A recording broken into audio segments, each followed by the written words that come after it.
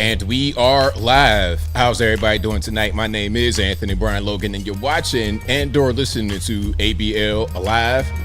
Thank y'all for joining me tonight. You could be almost anywhere in the world, but you're right here with me live on the show, and I appreciate y'all for that. We got a whole lot going on all over the internets, all over social media, mainstream media, and I don't know where to start. First of all, Trump strikes Iran. Very divisive decision. Some say it was a great thing. Some say he deserves a Nobel Peace Prize. Others say this was the worst thing ever. Why are you fighting for Israel? All this, that, and the third. You hate the Jews. You hate that group. You hate this group. We'll talk about all that a little bit more a little bit later. Also, Zohran Mamdani, that's his name. Zoltan, I don't know how to. Anyway, Zohran Mamdani wins the New York City Democratic primary for the mayoral race in November. He'll face off against Candace Silva of the Guardian Angels.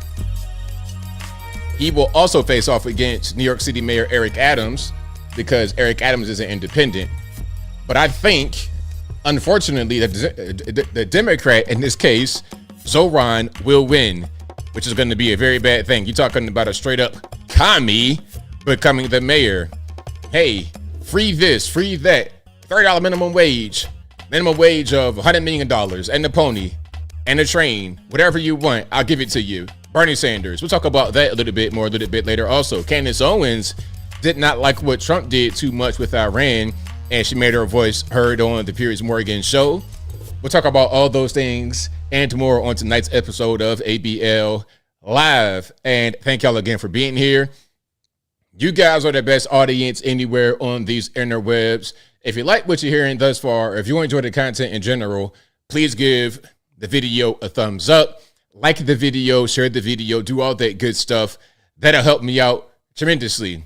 Alrighty, so shout out to you guys. I appreciate y'all for watching me on the Instagram stream last night. If you were there, that was a good show. I appreciate y'all. I improved my audio.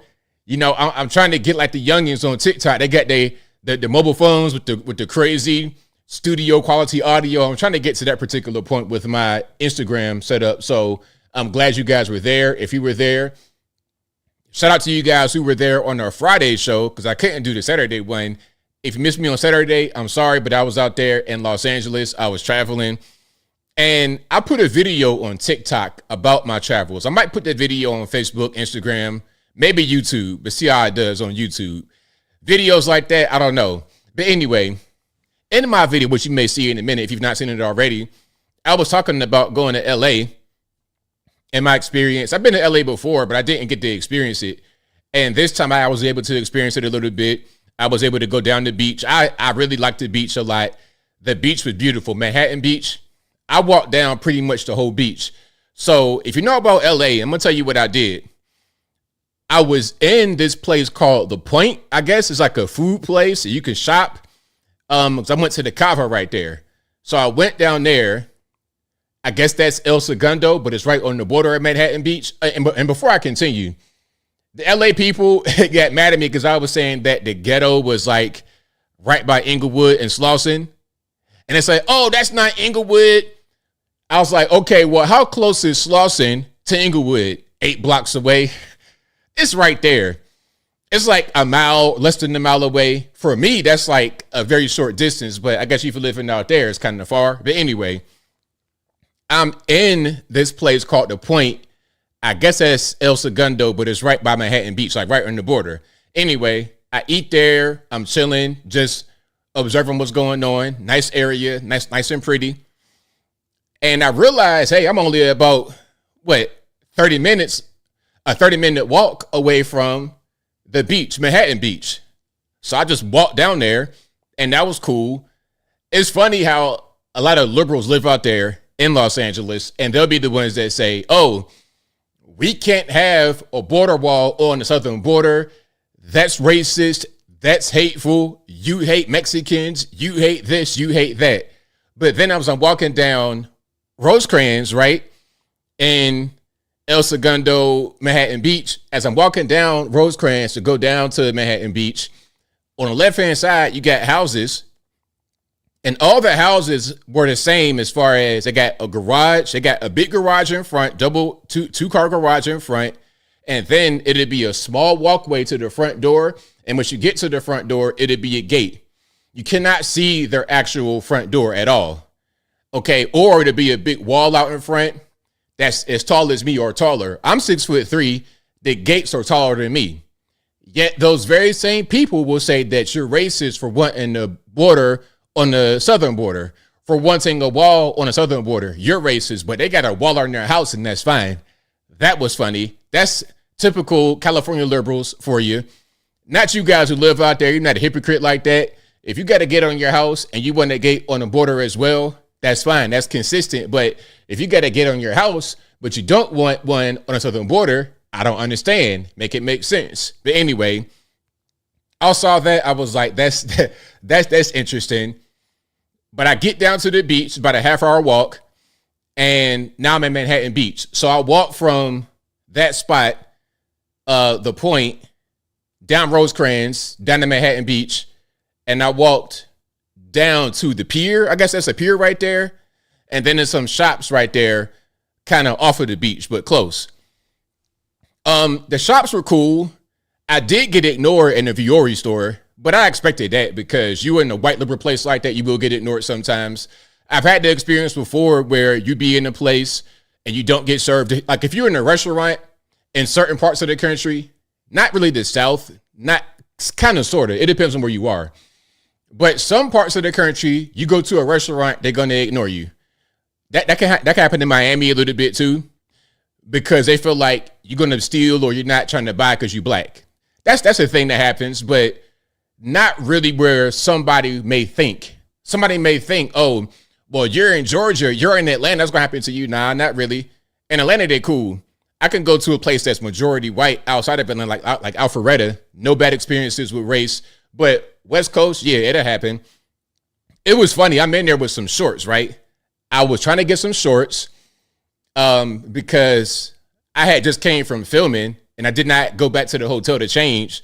So I had on some pants and it's the beach. I want to get some shorts. I don't want to go back to the hotel because it's kind of far because of y'all's traffic. I'm trying to get a pair of shorts. I'm holding them like this, thinking somebody's going to help me. The girl that was in there looked dead in my face a few times. She had on the uniform, her name tag, looked dead in my face like this and looked the other way. A few times, I'm like, oh, for real? It was a black dude in there. He looking like, give us free. He looked at me too and didn't say a word. He wanted them, I know black. He wanted them. They didn't say nothing to me. I'm like, all right, that's fine. I went to Marine Layer. They were cool to help me out. And I went to Skechers. They were cool too to help me out. But Mayoral, they didn't look at me. I guess it's like, oh, we too high price for y'all. I was like, all right, that's fine. Yeah, but and I'm that kind of person. I can't really get ignored. I'm a very big person, and I'm loud. Like I got a big voice. I'm tall. Like I can't actually fade into the crowd because I'm too big. Big black dude in Manhattan Beach. I'm looking like Michael Jordan out there. Yeah, I can't really kind of fade away, but they ignore me. But I expected that. But the beach itself, beautiful. Loved the beach. The cool breeze from that cold water, loved it. The temperature was like 75, 80, something like that. It was right on point. So y'all beaches down there, fantastic.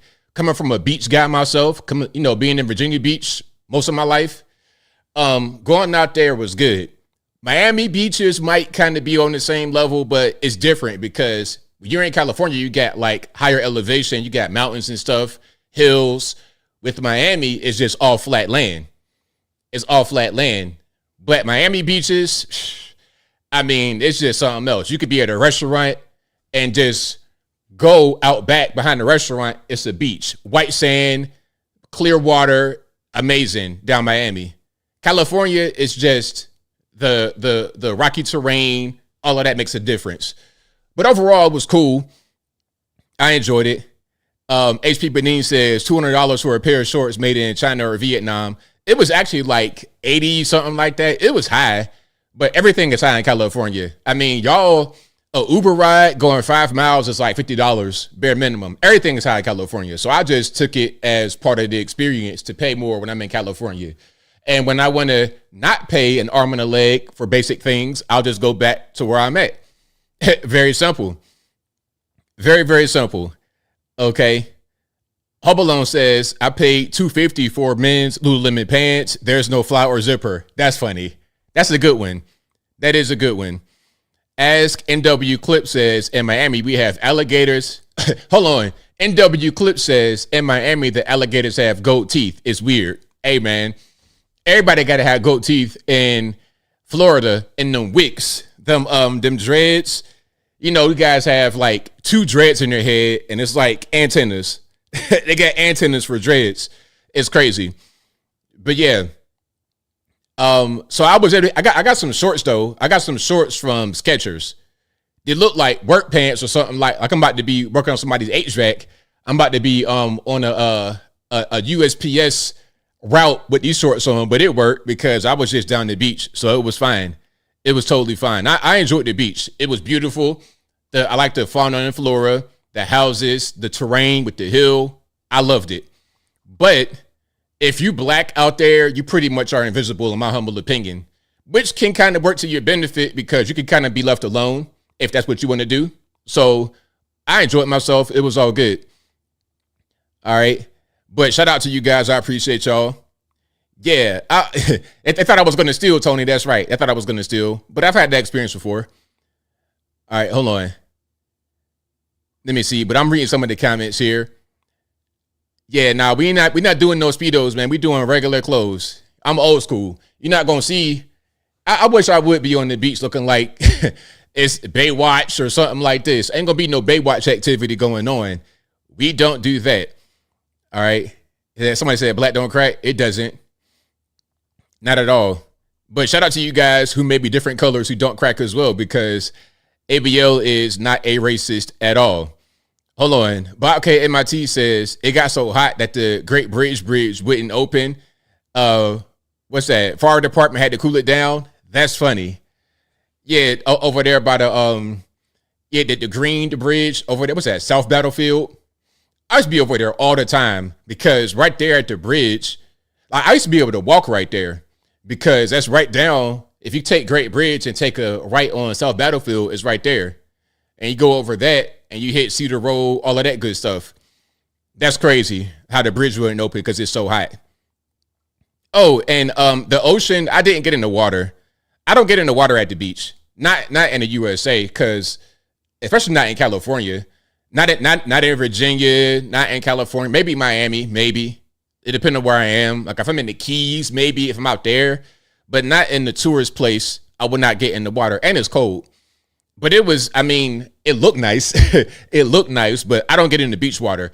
The most I'm going to do at the beach is get in the pool and the hotel nearby, but not in the actual beach water. It depends on where I am.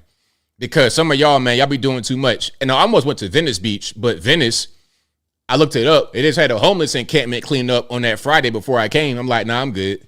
Don't worry about it. I'm good. I'm not trying to be down the beach where you got a dude that was just sleeping right there the day before. I don't know what kind of body issues he got. I don't know what kind of drugs he's on. I'm not trying to have nobody's needle stick me in the foot. I'm not trying to have your debris. I don't want to have your homeless debris get on my body in any kind of way. So I don't get in the water, the ocean water. I get in the pool. That's just been the rule of mine. The most I'm gonna do is put my feet in the water, but I'm not gonna actually, not in the ocean front, not in the tourist place at all. Hold on. Boomhauer says, is it the pee or the oil in the water? All of that, Boomhauer. Everything. The pee, the oil, the homeless debris, the whatever. Okay. And a big thing that happened in Virginia Beach was the homes in Outer Banks. Because you see some of the homes in Outer Banks, you see them when they fall off of the mooring or the pilings, they call it. When they fall off the pilings and they fall into the water, those houses get washed away. They don't just recover them. They get washed away. And a lot of the construction debris washes up on the beach. So if you're walking on the beach barefoot in certain parts, it might be a little rough for you. And if you're in the water, you'll know what's in the water. Again, I get into the pool at the ocean front rather than the actual ocean water because you don't know what's in there. You could like put your feet in it, but unless you get a rip current and some debris, it's a wrap. I can swim. Yes, I can swim. Yes. Street Cleaner says, I'm afraid to catch poverty from some people. Hilarious. Oh, and the poverty out there. Listen, I've seen some poverty. Atlanta got some spots. Chattanooga has some spots. Virginia, parts of Florida. Obviously, Appalachia has some poverty. I've seen poverty out Texas. I've seen poverty in different places, but California, like Slauson, that particular street over there by Nipsey Hussle and them, over there by some hood areas. I mean, you're talking about, first of all, you got big fences with barbed wire on top, looking like Johannesburg, South Africa. Then you have garbage on the ground, not like in New York City where they got trash bags on the ground. I'm talking about just straight up garbage lining the gutter. Just whatever, anything just on the street like it's nothing. Under the bridges, graffiti, garbage, all kind of stuff. Y'all got big rocks under the overpass to prevent camping. Y'all got and on the freeway, it's kind of ugly. You got straight up brown dirt with no flora or fauna. You got homeless encampments or the remnants of homeless encampments, tents, tent debris, all of that everywhere. I like, man, I'm good. But overall, I like the beach, though. The beach was beautiful. The weather, the beach, all of that, 10 out of 10. El Segundo, I liked it. I didn't have time to really explore and go Malibu or nothing like that. And yeah, I had the fire up there as well, so I didn't have time to do that. But the parts that I went that were nice were very nice. The parts that I went that were bad were really bad. A big divide between the haves and the have-nots. Okay, that's kind of what that is. Devin, hold on. Delisa says Kitty Hawk or Cordova Hills. Yes, that's out there, North Carolina, Outer Banks. Yep, Kitty Hawk, Ocracoke, Roanoke Island, all of that is nice. Go check out the wild horses out there in North Carolina, Outer Banks.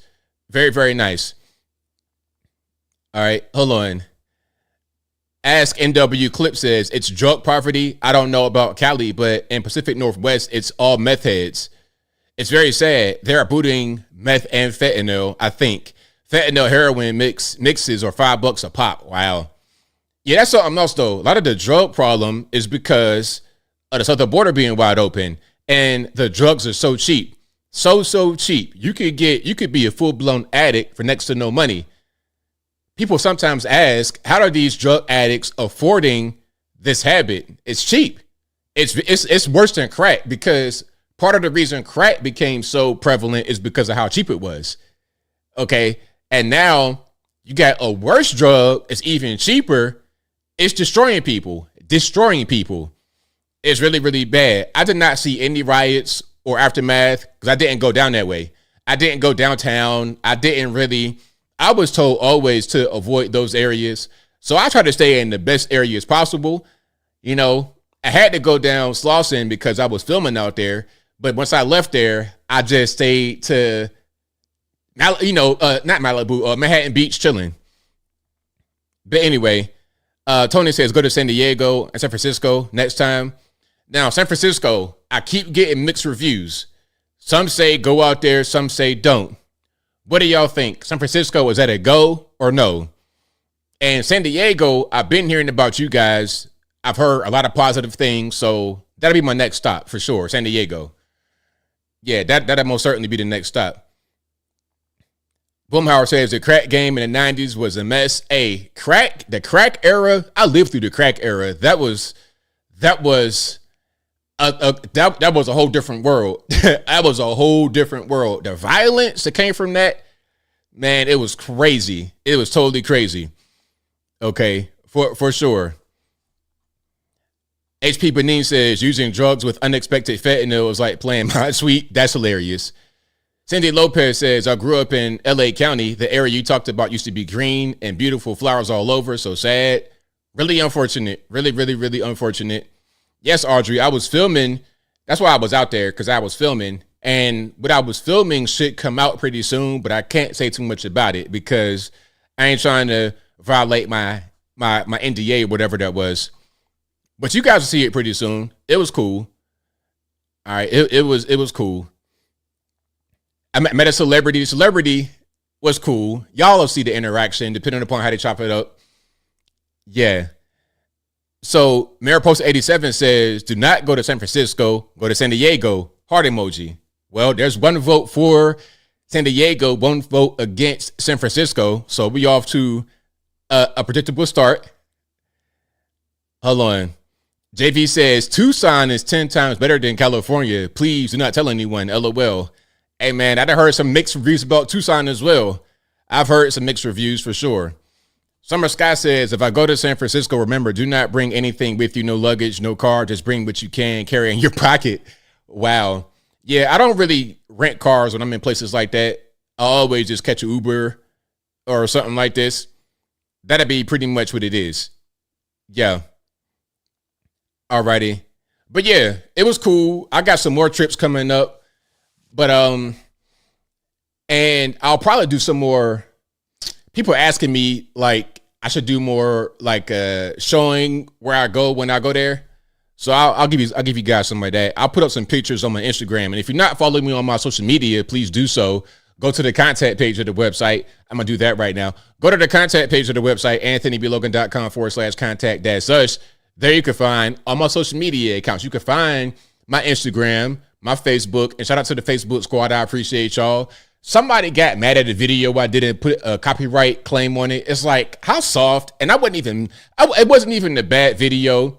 I was being nice to the person. I was being very nice. I gave great advice and they hit me with a copyright. It's like, people are so weird. But anyway, follow me, Instagram, Facebook, Twitter, never going to call it X, TikTok. All those links are on the contact page of the website, anthonyblogan.com/contact-us. And as I always say, if you're ever wondering if you're speaking to me on the interwebs or not, just go to the contact page and cross-reference method of communication. If you get in the 1,000-digit WhatsApp number or some sketchy-looking email, it's not me. All my info is very easy to remember. Anthony B. Logan, ABL. I'm verified pretty much everywhere. My email address is contact@anthonyblogan.com. If it's not, that is not me.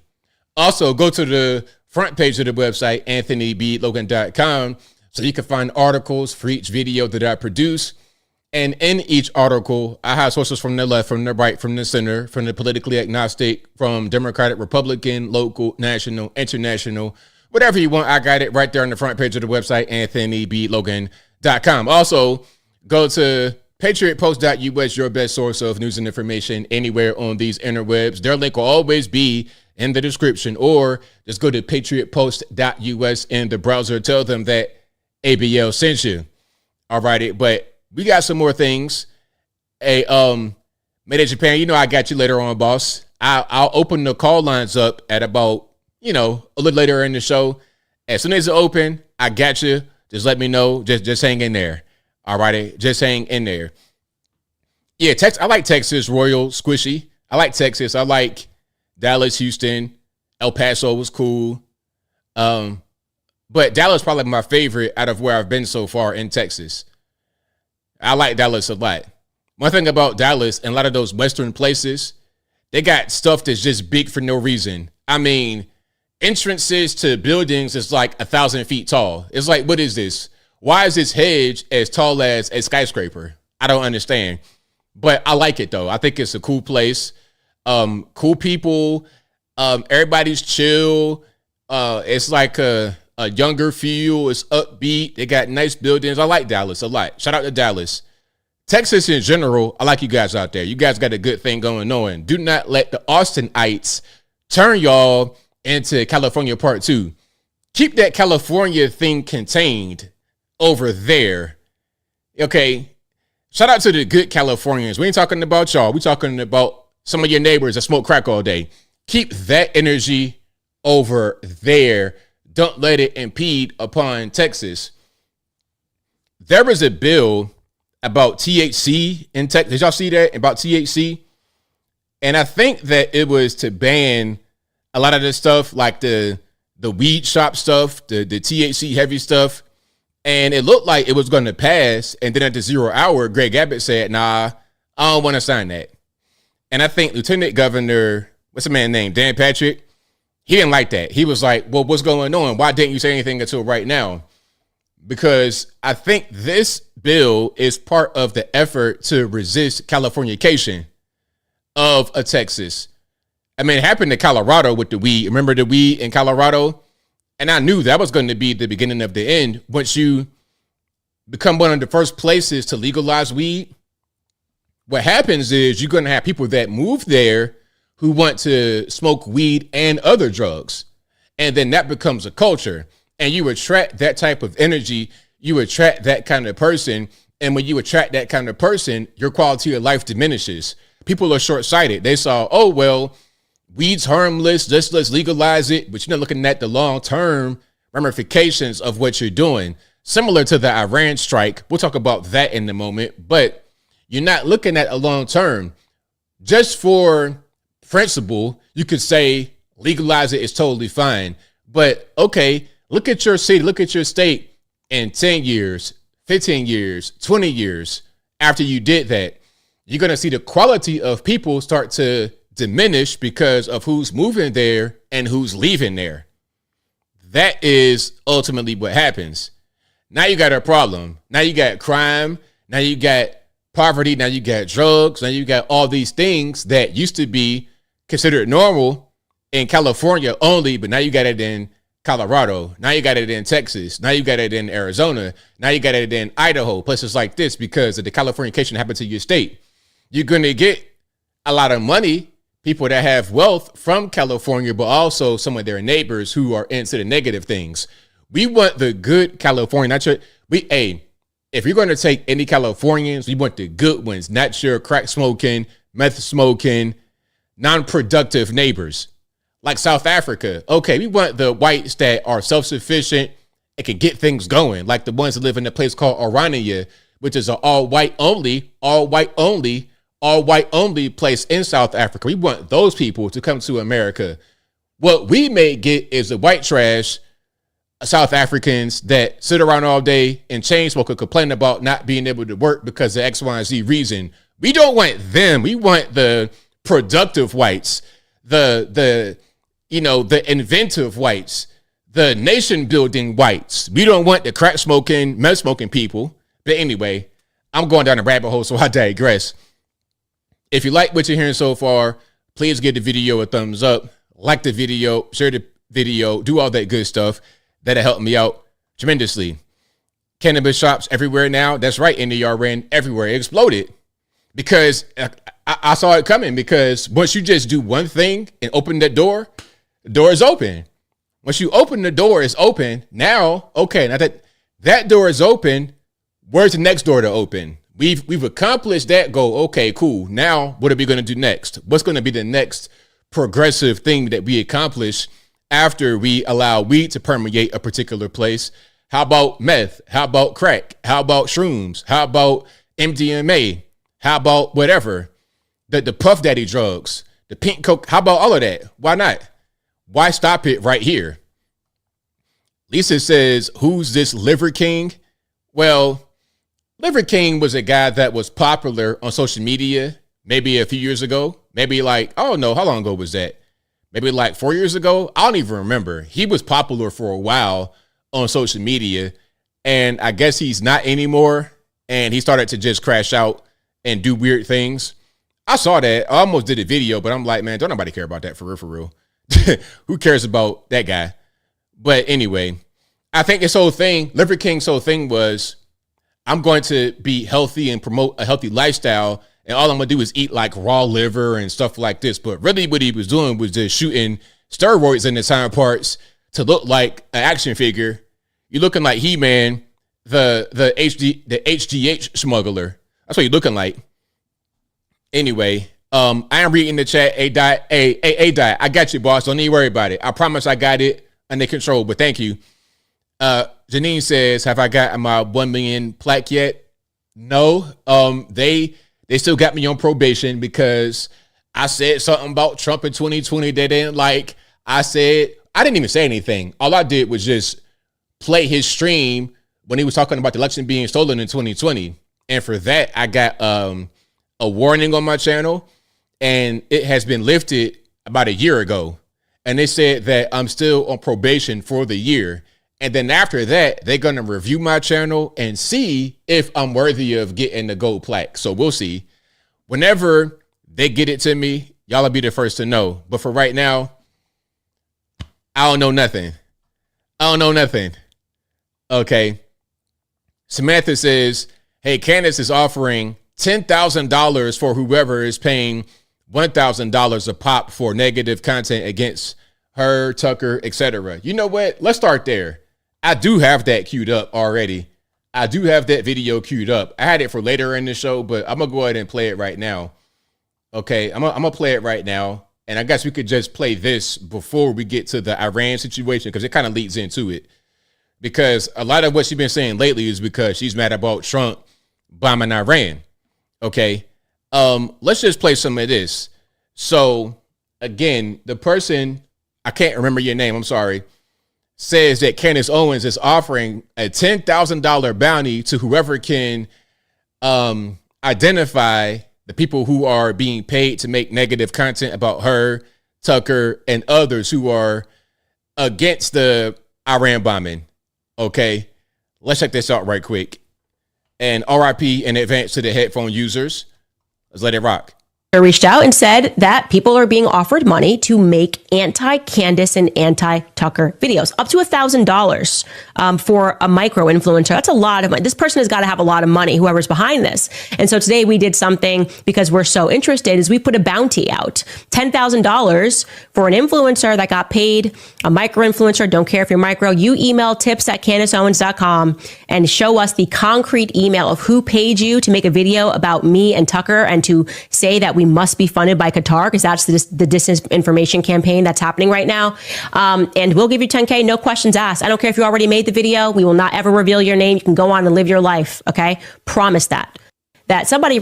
Okay. So the offer is to get people that took the money to snitch so they can get more money. They're going to snitch on themselves. Why would you do that? Why would I tell you if I got paid that money? And to be clear, I didn't get any money from anybody. I don't accept money. I don't accept anything. You couldn't pay me any dollar amount to make me say something. You can ask me to say something, but I would never take no money for it. Like, okay, you guys can email me a suggestion, and if I'm reading into it and I do my research and I think it makes sense, then okay, cool. Thank you for the tip. I appreciate you. But I wouldn't just open an email where it says, hey, ABL, we're going to give you $1,000, $10,000, $100 million to say this about her or that about him. I would never do that. So if the allegation is that ABL's getting paid by somebody to say this and say that, I would never. And nobody would ever find anything to the contrary, ever, because I don't do that. But yeah, this is kind of, we have to think about it. Is this a good idea, bad idea? Now listen, you know what I'm going to do? You know what I'm going to say right here? I'm going to say this kind of reminds me of the social autopsy, Candace. Remember your website you had back in the day? Now, I don't want to bring that up because that was in your past.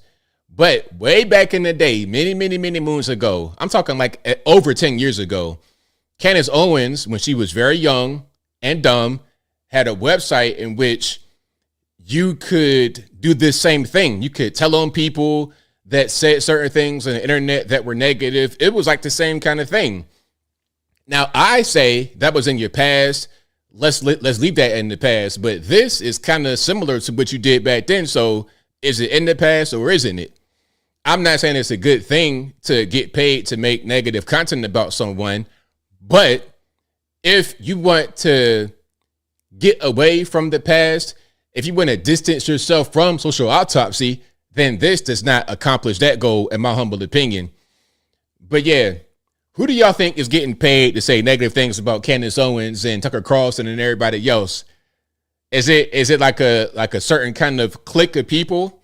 It's not me, because I don't even go on TV. I'm not that popular to them. I'm not in their world. But who do you think is getting paid? Anybody got any names? Anybody got any suggestions that I should look out for, keep an eye on? I'm not telling you to snitch. If you know, don't tell me something if you know for sure. If it's you, don't tell on yourself. I'm just asking for your opinion. I'm not a micro influencer. I'm not even considered an influencer to them. So I'm not anything. I'm just a guy. I'm not part of their whole Brett Cooper and Candace and Tucker Carlson. I'm not part of that. I'm over here. Yeah, that's not really it. King of Cringe says ABL got paid. Admit it. Hey man, look, if somebody want to pay me for something, I will tell y'all right away what it is. Like when I do ads or something, it's clearly labeled an ad. I don't hide nothing from nobody. Okay. Yeah, I don't even really do that. I put out an ad on my Instagram today from my friend Jonathan Isaac, NBA basketball player, and that wasn't even paid. I just looked out for him. It's like, yo, come on, let's do this. Now, of course, I got some shoes and I was able to, be kind of promoted by him on his page with a big following, but it wasn't like, okay, give me this money. And if I did say, give me some money, then it would make sense because it's an ad. But I would never do something without telling you guys exactly what it is. Okay. But yeah, shout out to you guys. I appreciate y'all. Hold on. Monet Hayward says, ABL sweating now. I'm just a guy. No, I'm good. A lot of y'all were melting today because of the warm temperatures. I enjoy the warm temperatures. I enjoy it when it's real hot like this. Oh, I love it. The heat, humidity, all of that. It's fine. Because look, being at grandma's house in West Virginia in the summertime, man, you talk about hot, man, it'd be cooler outside in August than it would be in the house.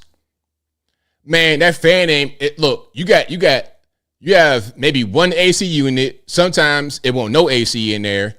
Okay. The fan in the living room ain't doing no good. The ceiling fan ain't doing no good. The little fan on the side, it's blowing hot air. You're gonna be in there hot.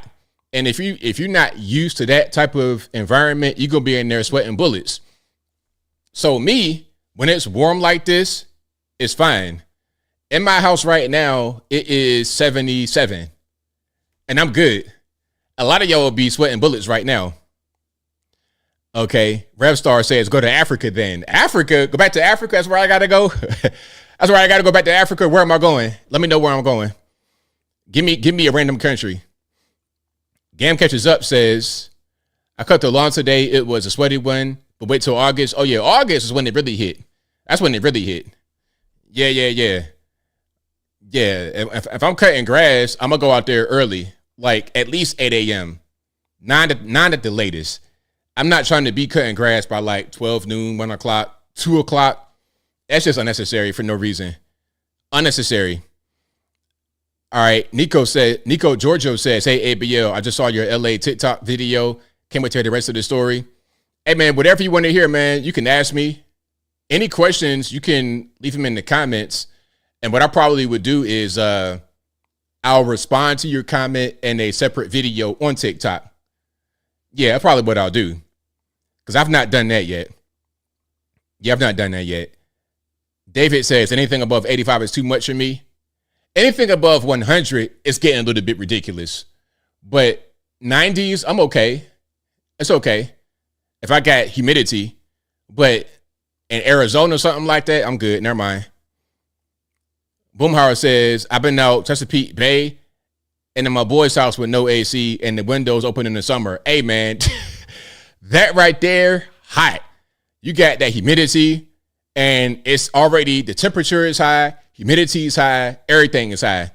Yeah, you're going to be in there sweating bullets, big bullets. In my neck of the woods, there's not many mosquitoes, Sazante Flight. We got them big crane flies out here. You see them crane flies, especially early in the spring, and them crane flies will kill the mosquitoes.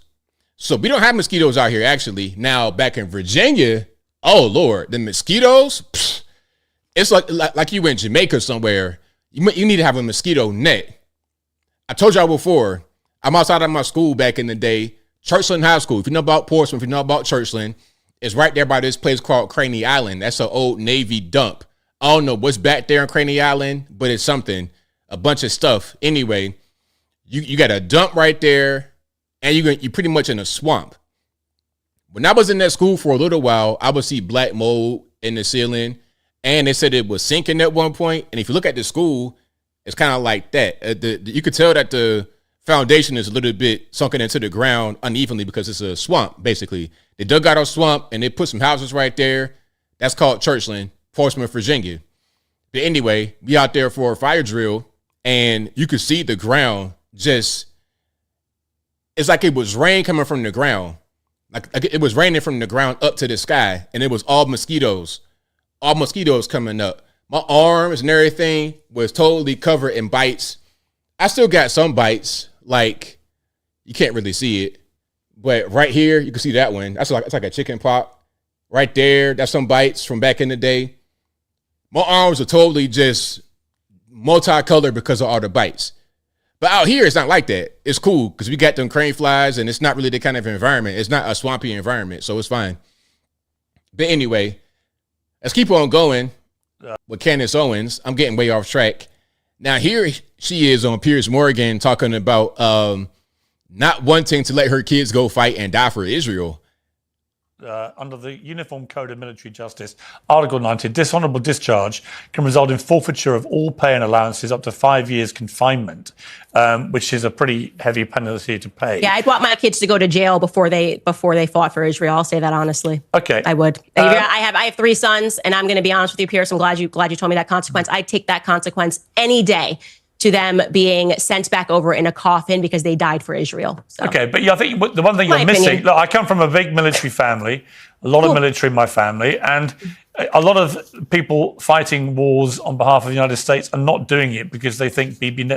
Candace, you got to stop doing this. Candace, I know you're listening, and I say this with love. You like my sister a little bit. I don't know you like that for real, but you're like a little sister to me. This... you got to stop doing because it's like a tick and people notice it. So work on that a little bit for me, Candace. They think Bibi Netanyahu wants them to. They're doing it because some of them do that, and they write into my show and I answer the question. But many of them won't, and they might be offended by you suggesting that's the only reason they're doing it. And they can watch your show, and they can be offended all they want, but I think it's more offensive the way that our military is treated, the veterans are treated, and the gaslighting that takes place when we're told that we have to defend everybody's borders. But I actually think America treats its veterans better than almost any country in the world. I mean, this has always been an open conversation, and I'm just saying that if my boys were being drafted to fight this war in Iran, I would be like, you know what, honey, take the other option. And that's not because it's cowardice. It's because when you sign up for the military... Okay, but I would say that the pilots... you are pledging that you are doing something that is going to better your country. Candace, and like I said, our country has been in steep decline since we have imparted this foreign policy, which is just whatever Israel wants. Okay, you made that point, but what All right, there we go. So what do y'all think? Do y'all think that she has a point? I know I was seeing people talking about, she's unhinged and crazy. I mean, I don't know. I'm going to play this last piece about Trump. She said that Trump has been a chronic disappointment. Now, how you feel about Trump? Now, listen, before she begins her take on Trump being a chronic disappointment, here's what I'm going to say about Trump. I don't agree with the whole Iran thing, but that's not enough for me to throw someone away. That's just, okay, I voted for you. You said you were going to do X, Y, and Z. If you don't accomplish all your goals, if you renege on some things you say, the question is your administration overall a success, even with the flaws that I see? Because I don't think that anybody would get in office and do everything I want them to do. I don't think there's one human being that would get in office and do everything that I would want. Even the first term of Trump. The first term of Trump, there was 2 things I didn't like that he did. Although overall, he did a good job. I thought he did a great job overall, even with these 2 things that he did. The first thing was siding with the Democrats on the lockdowns, even for a little while. Now, Trump was not like a Gavin Newsom talking about shut everything down forever, let everybody stay home while he's going to French Laundry with his doctor colleagues with no mask on. Okay, he's not like that, but he did say slow the spread and flatten the curve, right? Remember that? That was a strike. Also, a strike was promoting the vaccination. It's the greatest achievement in human history? I don't think so. But I can say those things right there I didn't like, but overall, I liked his presidency. That's okay. I'm not going to just throw you away because of some things that I don't like. But in the internet age, it's easy to unfollow somebody, block somebody, go crazy on somebody, and totally just dismiss them. That's not what I do. But here is Candace talking about how Trump has been a chronic disappointment. Check it out. Are you done with Donald Trump, or could you see a way that you would end up perhaps voting for him? Oh, you can't run again, obviously, but would you support him publicly again? So I want to be clear. I don't regret voting for Donald Trump above Kamala. I think he was the better candidate, certainly a better candidate above Joe Biden. But what I will say is that he's been a chronic disappointment. And I feel embarrassed that I told people to go vote for him because this wasn't going to happen and it is happening. But I just think that the picture of So what do y'all think? Do y'all think that she has a point? She doesn't have a point? What's your opinion about what Candace is saying? And of course, the context there is about the whole Iran strike, because she was saying, well, I was told that it wasn't going to happen, but now that it did happen, I feel embarrassed. What do y'all think? Okay. Y'all let me know. Yeah, Trey. Now, let's go back to, what was this, the 22nd? This was, I guess, that Sunday, or this past Sunday. Let's go back to then and hear more about what's happening, or what happened with Iran and the strikes. Right now, air raid sirens are sounding across Tel Aviv amid incoming ballistic missile fire. We've not yet seen any of Israel's air defense systems active, but we're going to wait and see what happens here. There are sirens, according to the initial alerts, sounding across the entirety of central Israel, all the way from Haifa in the north to the Negev desert in the south. We also understand at this moment, this alert has gone out to everyone in this part of the country, sending millions of people into bomb shelters. Many people trying to get underground. There are a few cars out on the road right now, but you remember we talked about those emergency orders that went into effect from Israel's Home Front Command just before this missile attack took place. Again, we don't yet see any air defense systems that are active over the city at this moment. But we're certainly waiting to see how this develops. This is the initial Iranian response to the American strikes that took place overnight, targeting the country's nuclear facilities. There are also initial reports of air raid sirens sounding in Jordan as these missiles fly over that country toward Israel. Now, again, this was on Sunday, I guess Sunday morning. So you could see that it was still pretty hot back then. Now, I got a question. Do y'all think this conflict is over? Is it over? Just a one-time thing? Hit their bunker with the B-2s from Missouri, and it's a wrap. Iran they tried to hit Qatar, but didn't succeed. They did hit Israel, killed a few people. Israel hit them, killed a few people. Is that it now? The ceasefire happened? No more fighting? What do y'all think? And also, what's your reaction in general to the Iran strike? Was it a good thing that we did that? A bad thing that we did that? Y'all let me know.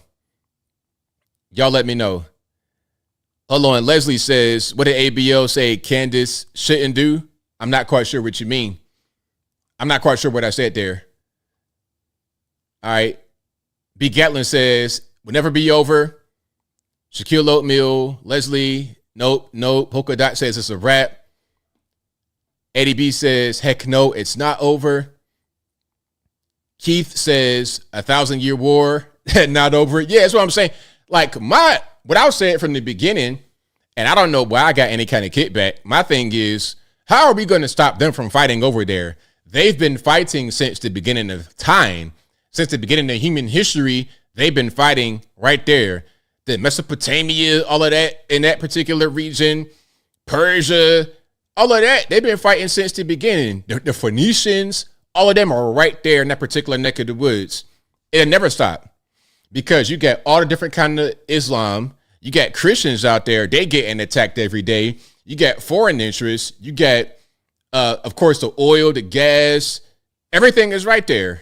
You got drugs because of the poppy from Afghanistan that Americans need, unfortunately. You got, well, not so much anymore because you got the synthetics, but anyway, different story. Now China is supplying the synthetics, but you got the oil and gas, if Iran cuts off Strait of Hormuz, that's going to impact the global gas supply. Let me tell you something about that. Now, some are going to try to downplay that, talking about, oh, if they cut off Strait of Hormuz, it's only going to impact China because China gets 90% of their oil from Iran, and it's going to come through it'll come through the Strait of Hormuz, through the Persian Gulf and all of that to China. Well, that's looking at it just one way, but zoom out a little bit. If the distribution of oil and gas is disrupted through the Strait of Hormuz, it will affect China, yes, but it'll affect all of us because you're going to have the demand still be as high as it was before. So China still needs the oil. What they got to do now is pay more money because guess what? The demand is still very high and the supply just got cut. So they got to pay more. We got to pay more. Everybody got to pay more. So you at the pump, you're paying $10 a gallon in Tennessee. In California, I can't even imagine what you guys got to pay, 15, 20 a gallon over there because of the disruption and the Strait of Hormuz. And they can also get the Strait of Mamdani, which is between Djibouti and Yemen, because the Iranians control the Yemeni rebels, and they're going to be attacking the ships that come through there, the Suez Canal, all of that. Not just oil and gas, but whatever goods come through that particular neck of the woods. The supply chain will get disrupted. It'd be a mess for the whole world if they cut just one of those two choke points off, which they can do. Again, the Iranians control the Strait of Hormuz on the right side of the Arabian Peninsula. So you got Kuwait, Qatar, Bahrain, all of that right there. The biggest natural gas field in the history of the world is right there. If they cut that off, that'll destroy the whole world economically for a little while at least. So I don't really see this ending too well if it gets escalated. Okay. More drilling in the U.S. Well, yeah, they got to drill in the U.S., but I mean, that the way things are right now is the reason why the prices are the way they are. If that is disrupted, you can't drill enough, quick enough to make up the difference. You see, that's just what that is. And again, once you disrupt the global oil supply, you're going to increase the demand for it. Well, the demand's still going to be the same. The demand will be the same with a decreased supply, which will cause the price of the supply to increase for everybody, for the whole world. Now, look, here's some Iranian ballistic missiles in Tel Aviv. This is what they did out there in Tel Aviv.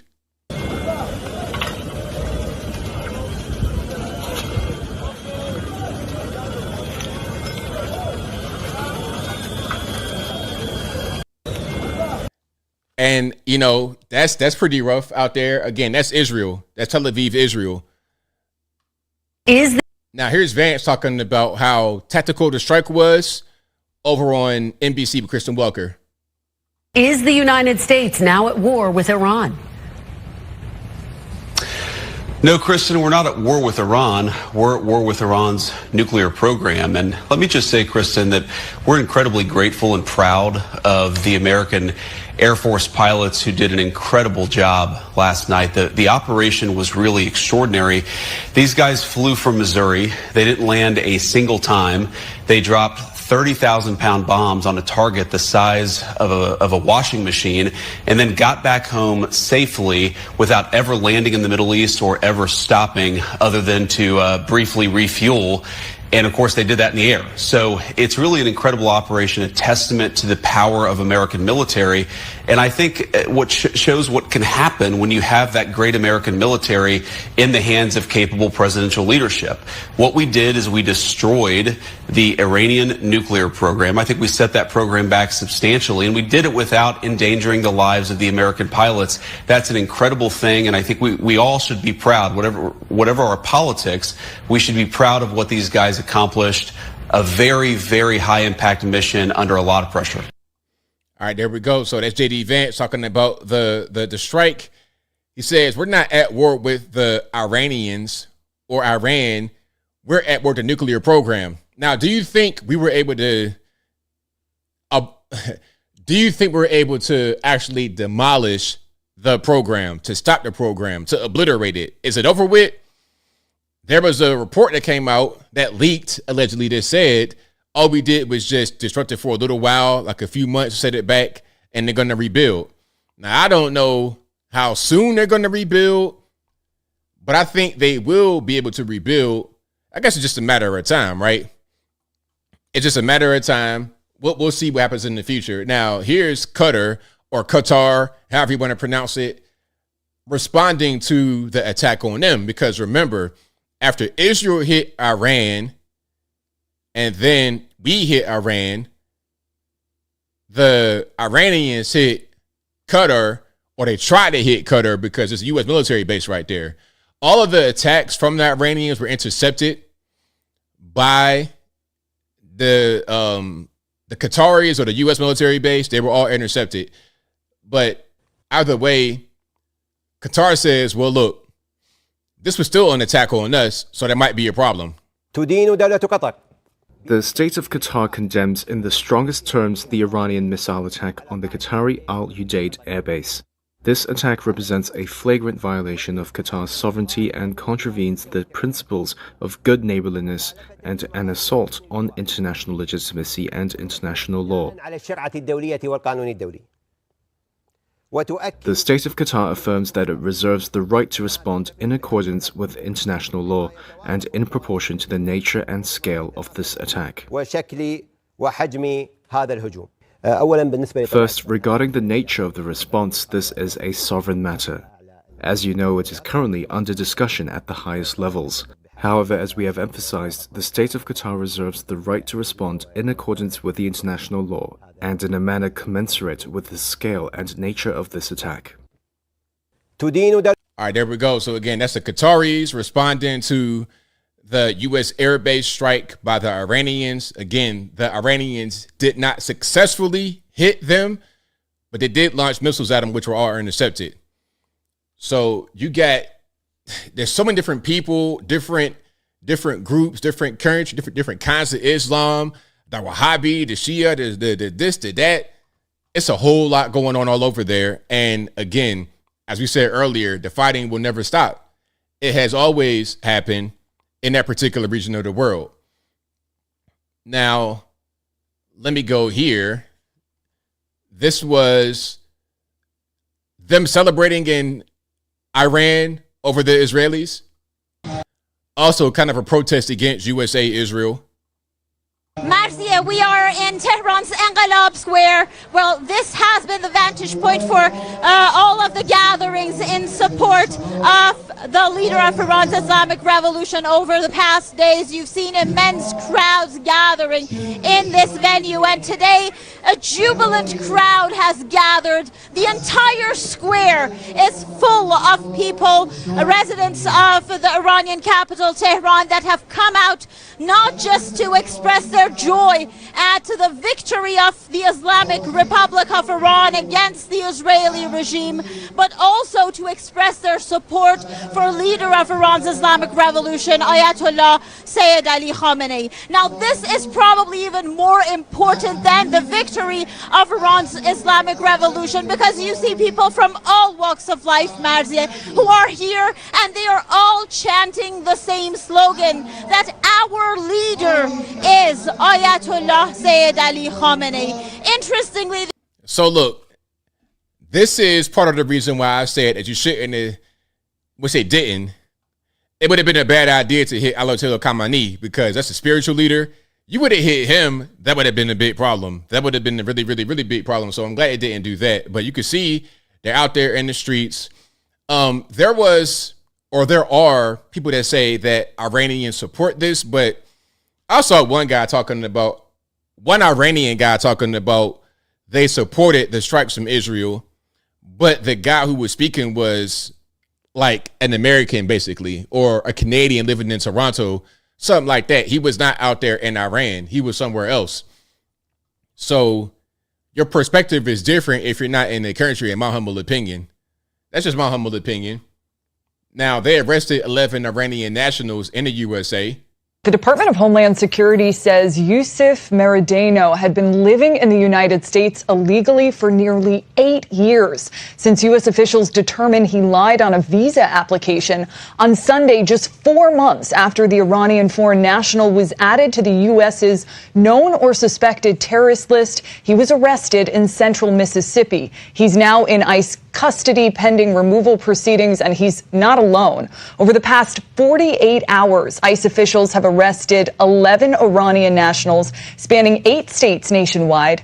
Among them, 5 possessed previous criminal convictions, their crimes ranging from grand larceny to drug and firearm possessions. Also among those apprehended, Ribbar Karimi. While arresting him in northern Alabama, ICE officials say they found his Islamic Republic of Iran Army identification card and allege he served as an Iranian sniper between 2018 and 2021.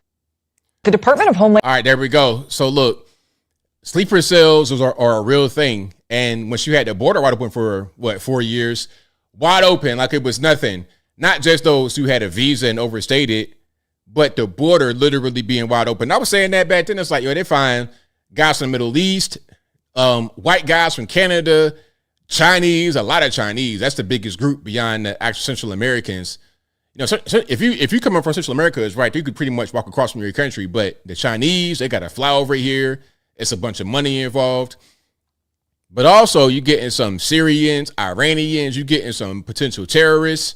I'm not saying that you're going to be a terrorist, but if you're coming from Syria illegally to the USA, well, maybe, just maybe, if you do one illegal thing, you might do something else illegal, like allow a walk bar in the building somewhere and go to your 18 virgins that you're not going to get. But anyway, that's a problem. Do you guys think there's sleeper cells in the USA that we don't know about? Excuse me. Or is it just fear mongering? It's not really a big deal. Am I just tripping? What do y'all think? Y'all let me know in the comments. Okay. Now also, let me show this piece. There's an allegation that the strike didn't do that much damage.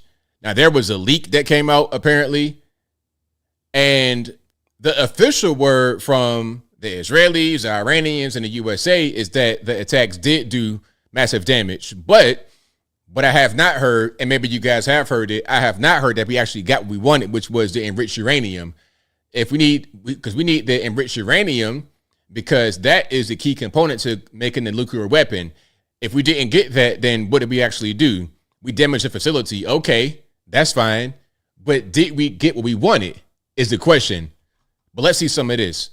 About the battle damage that resulted from those U.S. military strikes on these 3 Iranian nuclear facilities over the weekend. And as you said, it was produced by the Defense Intelligence Agency, which is the Pentagon's intelligence arm. And it is worth noting that it is a very early assessment. The strikes were only a matter of days ago, and the intelligence community is still gathering intelligence. They are still working to come up with a full, comprehensive picture of what exactly happened here. But based on a battle damage assessment that was carried out by U.S. Central Command, essentially looking at the images and looking at what was actually damaged, the Defense Intelligence Agency has assessed that the core components of Iran's nuclear program are largely intact, and that Iran's nuclear program has essentially only been set back by months. Now, we presented this information to the White House for comment, and White House Press Secretary Carolyn Leavitt, she did acknowledge the existence of this assessment, but she said in a statement that the administration disagrees with it. She said, quote, "This alleged assessment is flat out wrong and was classified as top secret, but was still leaked to CNN by an anonymous low-level loser in the intelligence community. The leaking of this alleged assessment is a clear attempt to demean President Trump and discredit the brave fighter pilots who conducted a perfectly executed mission to obliterate Iran's nuclear program. Everyone knows what happens when you drop 14 30,000-pound bombs perfectly on their targets, total obliteration." Now, it is worth noting here that there has been dissent, I should say, within the intelligence community, within the defense community, about just how much of an impact these massive bunker buster bombs would actually have on Iran's nuclear facilities. It was far from certain, given that these bombs had never been tested in an actual combat scenario, whether they would actually penetrate those very, very deep underground tunnels that lie underneath these nuclear facilities. Well, let's pause it right there because this is a long video, but the bunker buster could have worked, but there was another rumor that said that that particular place had already been evacuated and there was nothing in there. That was the allegation. Whether that's true or false, I don't really know. But even if the bunker buster did succeed, you still got to have something to actually strike. And if it ain't nothing there, all you did was just destroy a facility, and that's it. So, again, there was an assessment that came out. It was leaked, but Caroline Leavitt said, oh, we got a low-level person that leaked that, but it won't supposed to come out, and they don't agree with it. What do y'all think? Was that true? Is it false? Now, speaking about Caroline Leavitt, let's hear from her about the whole situation. They took bits and pieces. Give me a second. Put it on the screen, and let's rock out. They took bits and pieces from a leaked top secret intelligence report. And by the way, I understand the FBI is investigating who was the source of that leak because it's an illegal leak to CNN. And this is the same fake news CNN reporter who wrote the story alleging that the Hunter Biden laptop was Russian disinformation, which we know is one of the greatest political hoaxes this country and the American public have ever seen. And that CNN story does not change the facts. There was a total and complete obliteration of Iran's nuclear facilities. And because of the president's strike, because of the precision of our United States military and this perfectly executed mission, Iran no longer has the capability to produce a nuclear weapon as imminently as they did prior to the strike. The American people and the world should be grateful for that, and it's disgusting that CNN and the New York Times are disparaging not just the president, but our brave men and women who helped conduct this highly successful operation. And what kind of consequence could the leaker face? They should go to jail. There we go. So again, that is our White House Press Secretary Caroline Leavitt, always doing a good job talking about the leak of the assessment that says that the bunker buster didn't really do too much of anything because it didn't get what they really wanted, which is the enriched uranium. Okay. Now here is IAEA Director General Rafael Grossi saying they don't know where the 9,000 pounds of potentially enriched uranium is at, because it was moved according to the Iranian officials, but they don't know where they moved it to. Let's watch some of this, shall we? So, Director, thank you very much. It's good to have you with us today. My pleasure. You know, give me your interpretation of what President Trump was saying there in terms of what has been accomplished, and if you agree. Well, you know, we as inspectors, we say what we can check and verify. We have been, of course, following from the beginning of the military action on the 13th, the situation and what we see. I mean, I could agree in the sense that what we see is a very important degree of damage. In the three facilities, Natanz, which was the first to be hit and sustained very, very serious damage in one of the important centrifuge halls where enrichment was being carried out. Then even the underground part of that suffered indirectly first and then directly. Then Isfahan, a few buildings. It's a complex. It's a complex with many different buildings performing different activities, but the damage sustained there was also very important. Of course, Fordo, which was the more fortified and protected facility after the participation of the United States and the night from Saturday to Sunday, we have seen a lot of impact of course, of these deep penetrating projectiles. And so, although no one has been there inside to see, of course, the conclusion is that the damage must be, very, very, very important. You mentioned the other day that they had made no secret that they have protected this material. Okay, so it's kind of a long video. Y'all please pardon me, but we got to get down to the nitty gritty. Did they get the stuff? Did they get the actual what they wanted or not? And I believe you even mentioned a potential site near Isfahan where you believe that this material, 900 pounds potentially of enriched uranium, was taken. So can you tell us today, is that what your understanding is, that 900 pounds of enriched uranium was taken to this ancient site near Isfahan? I have to be very precise, Martha. I have to be very, very precise. Of course. We are the IAEA, so we are not speculating here. We do not have information of the whereabouts of this material. So this is why I'm asking, we are making an assumption, which is not a speculative or pure speculation, because Iran officially told me we are going to be taking protective measures, which may or may not include moving around this material. So, okay, they moved the material that we wanted, and we don't know where it's at, according to him. So, what do y'all think? Did we get the material we wanted to get? Did we get the actual, the key, the element, the enriched uranium, which was the nuclear bomb material, or did we not get it? Y'all let me know what you think in the comments below. I'm not really sure.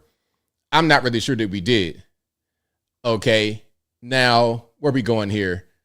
Let's just show the interception. This right here is going to be the missiles almost hitting Qatar, but not quite, because they were intercepted. Watch this. This was crazy because you can see the missiles crash into each other. Watch. There it goes. There it goes. Get it. Come on. Come on, round two. So hold on. Let's. The first one misses, but the second one hits.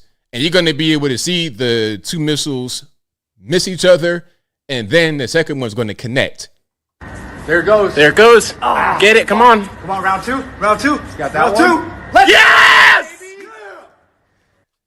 Again, that's out there in Qatar at the military base after the Iranians tried to strike them back after we hit them with the bunker buster.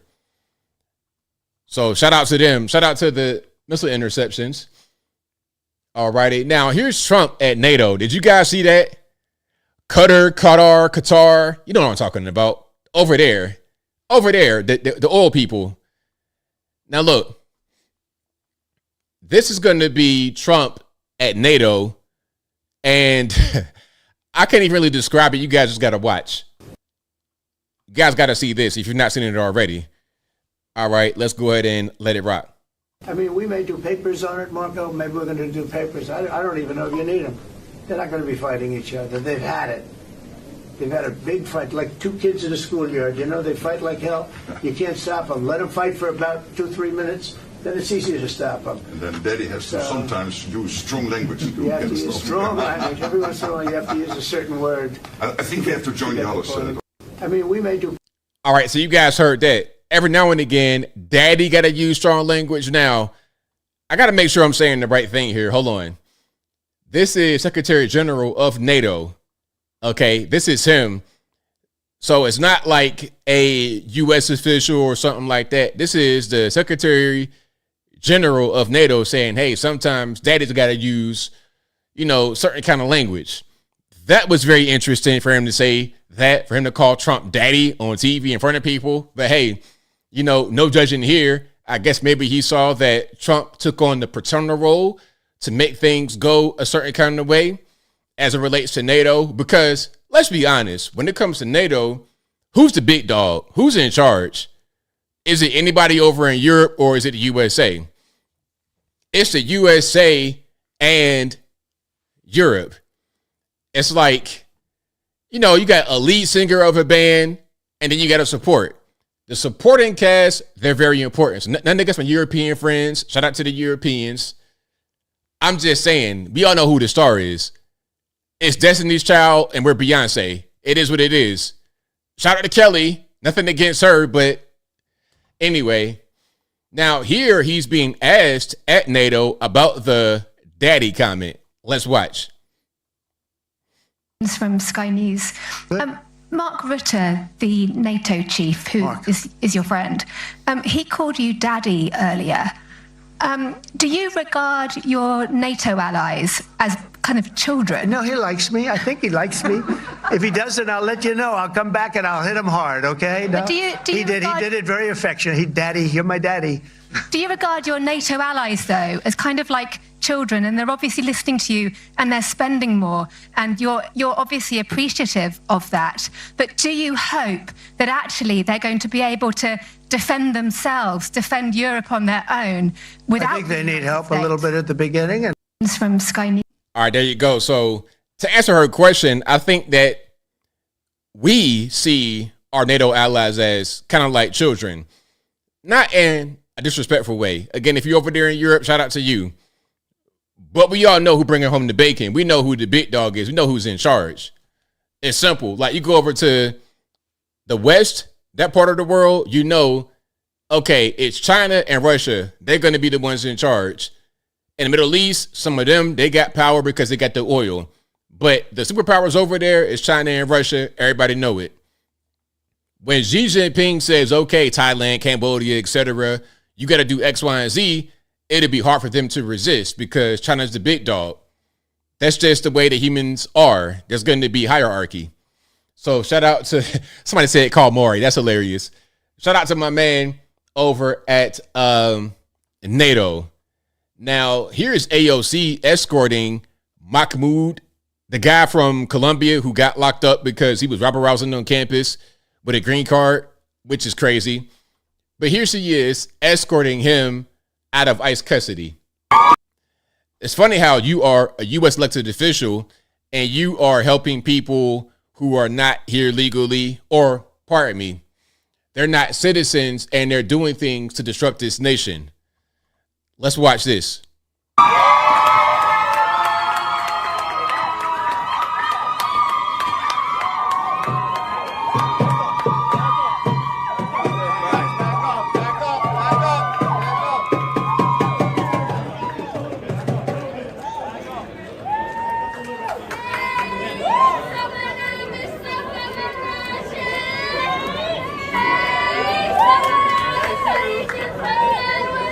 Man, look, I don't got no time for all these different kind of languages. Like, we gotta do that little chant in English. We don't got time for all this. Louder walk bar. Ain't nobody got time for that. And the drum beating. This is crazy. But there is your U.S. House Rep, Alexandria Ocasio-Cortez, walking with Mahmoud Khalil, a foreign non-citizen rabble rouser. Why would any nation want someone like that to come into the country as a guest? If you're here and you're not a citizen, you're a guest. And really, this goes for citizens as well. But if you're a guest especially, you got to behave when you are visiting a place. You got to behave when you're visiting a place. And AOC doing something like that, you ought to be ashamed of yourself. You ought to be ashamed of yourself. Now, speaking about the illegal aliens, this is a very interesting video. Apparently, this is the vice mayor of Cudahy, California. I cannot pronounce that. Shout out to you guys out there. It's a city in California. She says, hey, what the vatos, what the locals that say your people are in trouble, Holmes? Go do something. You guys want to represent your neighborhood in your block, huh? Well, go out there and do something, Holmes. All right, for real. Her voice is just like that. You're going to see it in a minute. Let's go ahead and let it rock and roll. Not for nothing, but I want to know where all the cholos are at in Los Angeles. 18th Street, Florencia. Where's the leadership at? Because you guys are all about territory, and this is 18th Street, and this is Florencia. You guys tag everything up, claiming hood.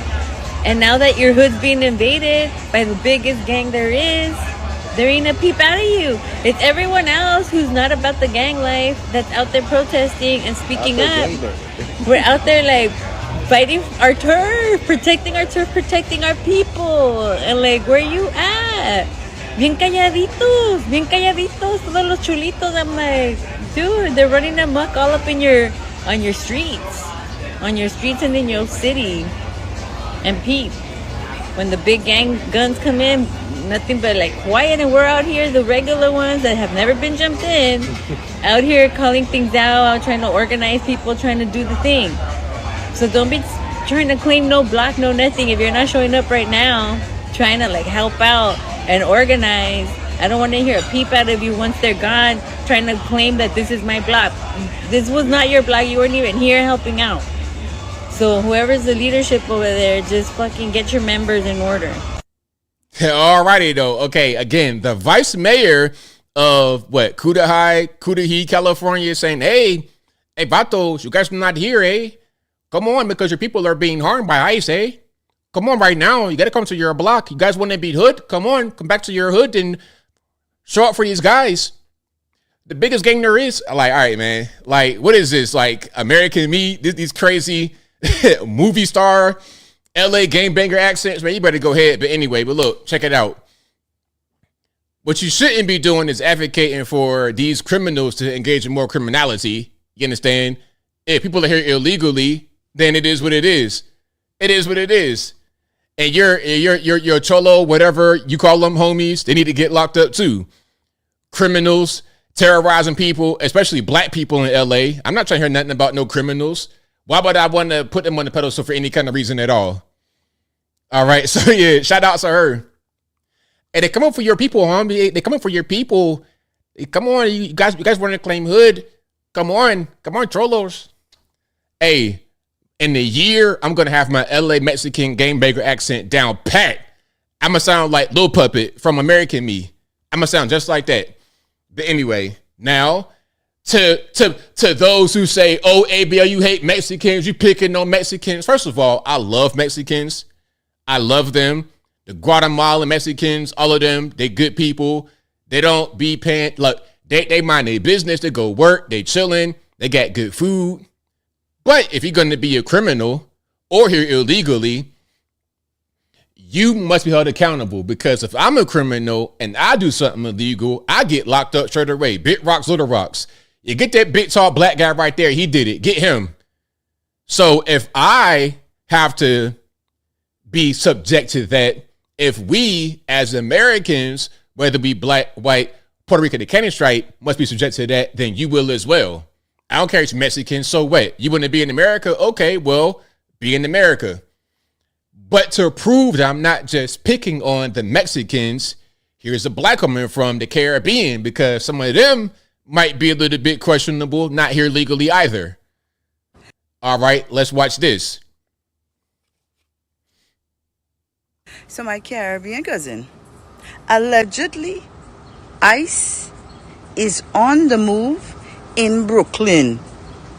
Those of us, Caribbean cousin, who like to go to Flatbush and Church, heed my warning. Allegedly, ICE is on the move.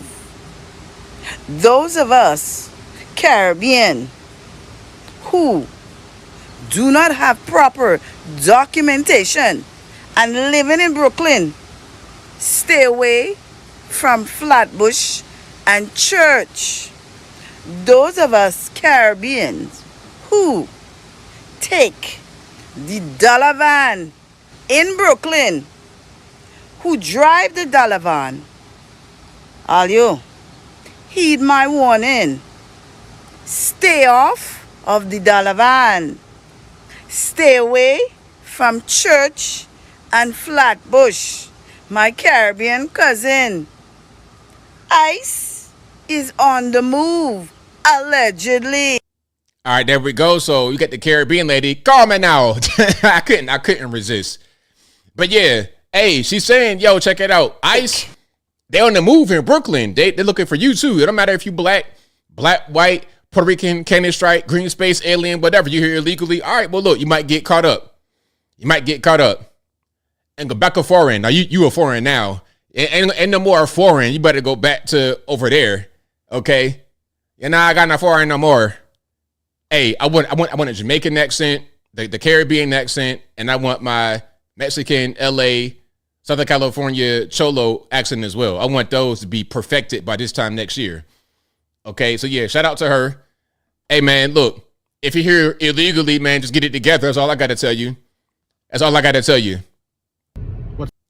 Bomb. Yeah, they love saying that, the bummer clot.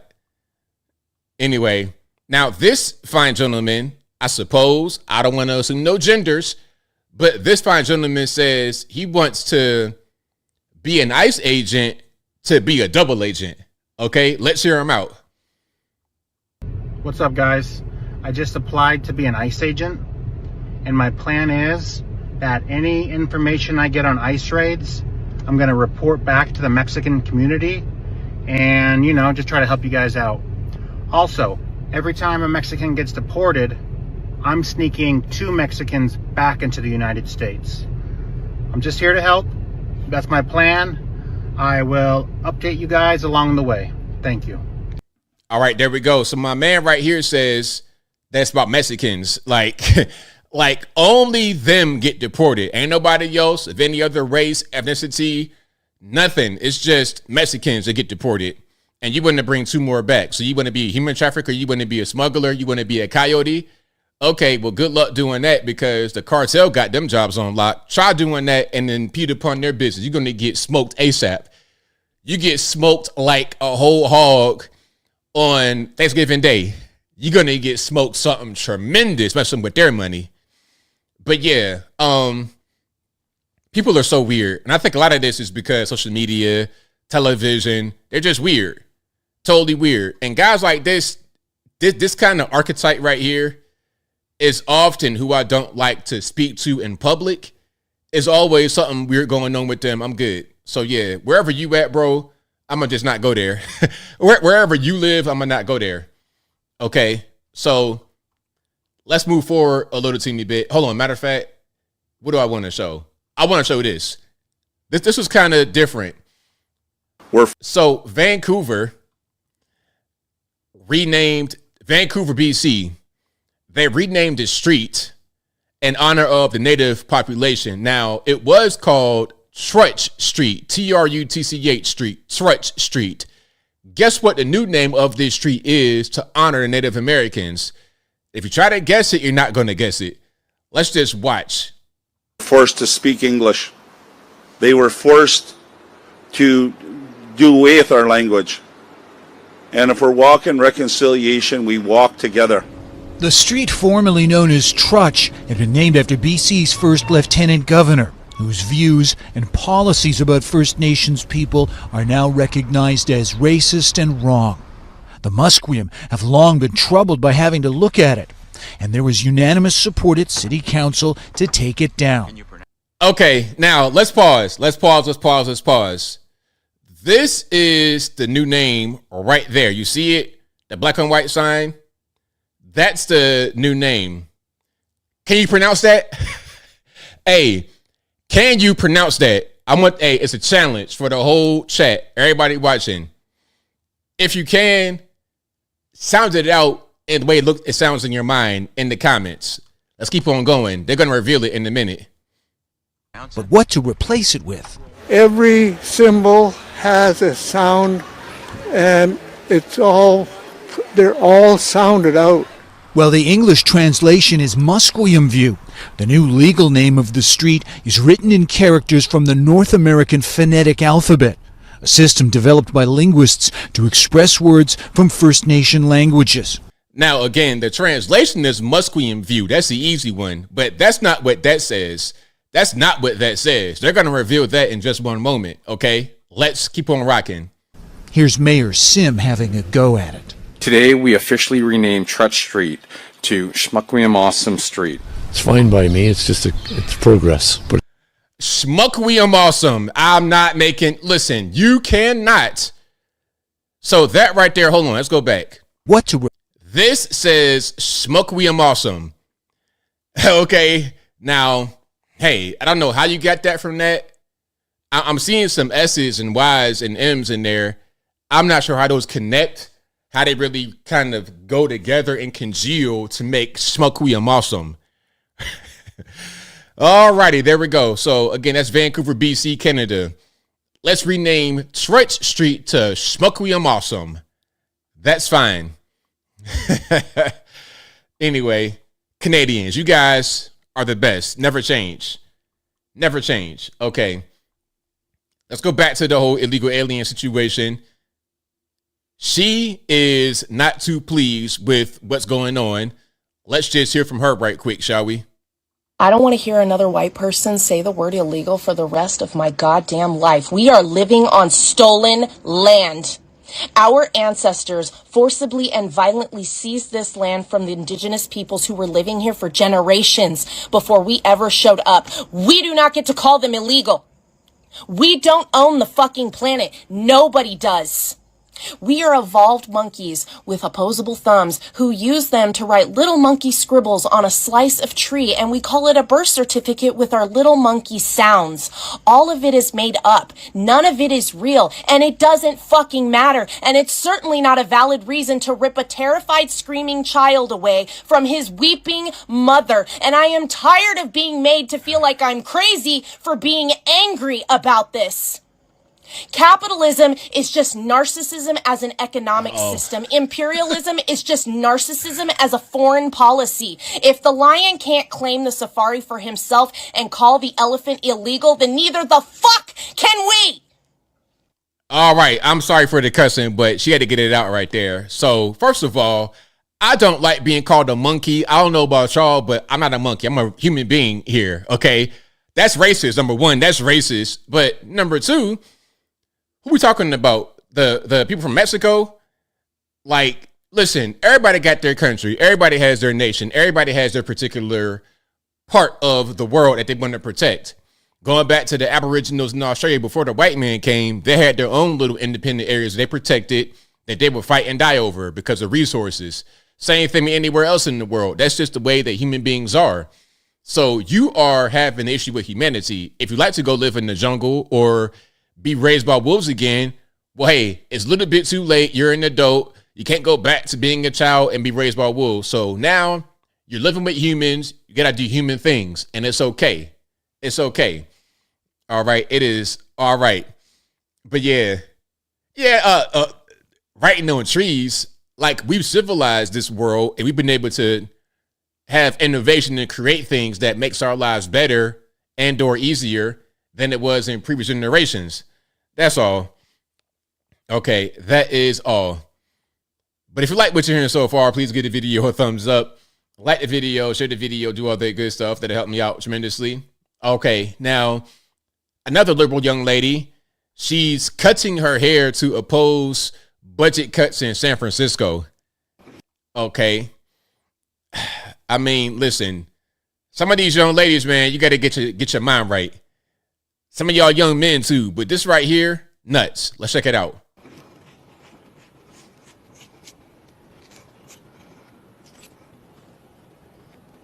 I hope that this is the only chop that our community has to witness. Thank you very much.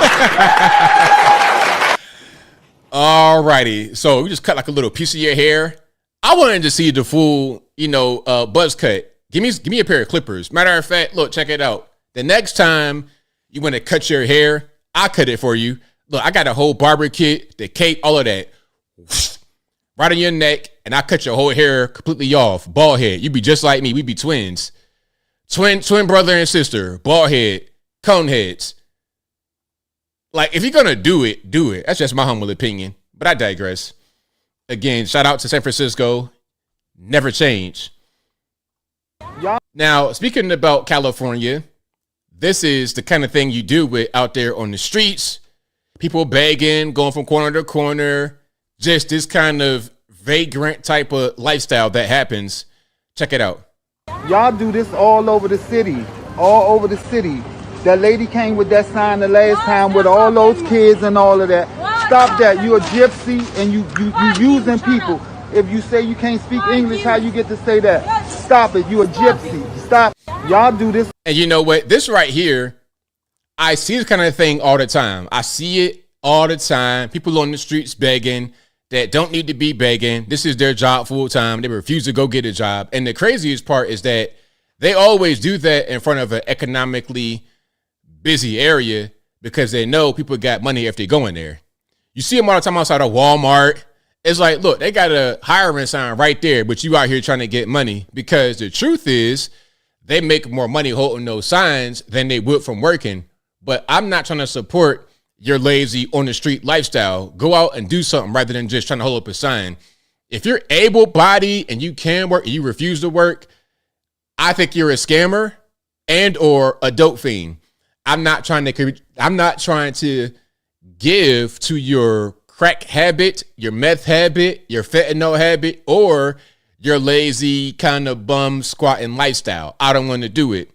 I give to charity all day long. I give to Goodwill. I give to whatever, but I'm not going to give you money to be out here scamming folks. That's just not what I'm into. So yeah, that kind of thing, right? If you see it, you know what it is. Do not give them money. I don't give them a dime at all. I don't give anybody no money, period. I don't care what color they are, black, white, Puerto Rican, candy stripe. I don't care. It could be a whole Martian, space alien. Okay, it could be a 3-foot tall person with a big giant head and green skin and a blue pair of fins on his back he flying with. So what? I don't got it. Ask him over there. Fly your little blue wings to the next guy. Ask him. I don't got it. But yeah, shout out to them. Oh, speaking about California, LA, this little area, I'm not really sure where it is, but they say this is after ICE has been through there. Now, for you guys who live in Los Angeles, you live in the area, you've been out here, let me know where this is if you know where it is. And if this area is often busy with a lot of foot traffic, bums on the street, etc. Check it out.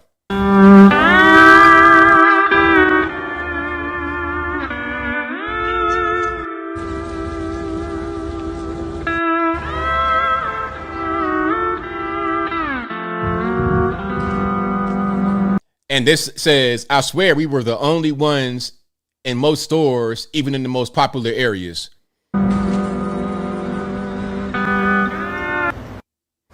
So you got to ask yourself, how many people are in this country illegally? How many in California are there illegally? Because it looks like a place like this could have been a bunch of illegal alien foot traffic. And now that ICE is on the move and they rounding you up, all of a sudden everybody's in the house because they don't want to get sent back. So ask yourself this question. How many illegal aliens are there in Southern California by itself? Probably millions just in SoCal, not even going beyond anywhere, above Malibu, all of that. Say all the cities is like that. It's crazy. Totally nuts. And that's why they're going to be against the ICE raids. Okay. But if you like what you're hearing so far, please give the video a thumbs up. Like the video, share the video, do all that good stuff. That'll help me out tremendously. Okay, now what we got? This is going to be out there in Midtown, Atlanta. Is there sound here? I don't think there is. No sound. So there's a manhunt. Yes, a manhunt, because it's being considered a hate crime for these individuals out here who tore up some LGBTQ elemental P flags in Midtown. All right, let's go ahead and let it rock. And there's no sound, but you can see what's going on here. It says 4 suspects have been arrested and 2 remain at large. So they're still trying to find them. The Atlanta Police Department said it was considering hate crime charges, which is completely overkill. All they did was just tear up some LGBT flags. They should have done donuts and burnouts if they had vehicles on an actual rainbow crossing. But one thing about it, LGBTQ, elemental P, X, Y, and Z people, they flock to Midtown. That's their particular part of Atlanta. They're out there all day long, 24/7. I try to avoid Midtown. I mean, it's some things in Midtown I would go to. I think the Botanical Gardens out there. It's things in Midtown that I would want to go do. It's nice restaurants, Botanical Garden, stuff like that. But to be hanging out there a lot, nah, because it's just going to be LGBT and stuff like this, rainbow crosswalks. I was out in Midtown one time at Colony Square, which is a cool place. Shout out to Colony Square. But I saw this big 8-foot tall transformer with a Statue of Liberty outfit on. I don't know what was going on. He might have had stilts. This dude looked like Kareem Abdul-Jabbar, but he had on a Statue of Liberty costume, but it was a dress. It was weird. Atlanta is weird like that. So yeah, there should not be a manhunt for such a thing. We're talking about flags, LGBT flags. Yeah, that shouldn't really be a thing. Now, I saw this video about Disney adults, and this kind of behavior I see also in the grocery store. People that are like too young to be in these scooters, mobility scooters, too young, probably my age or younger.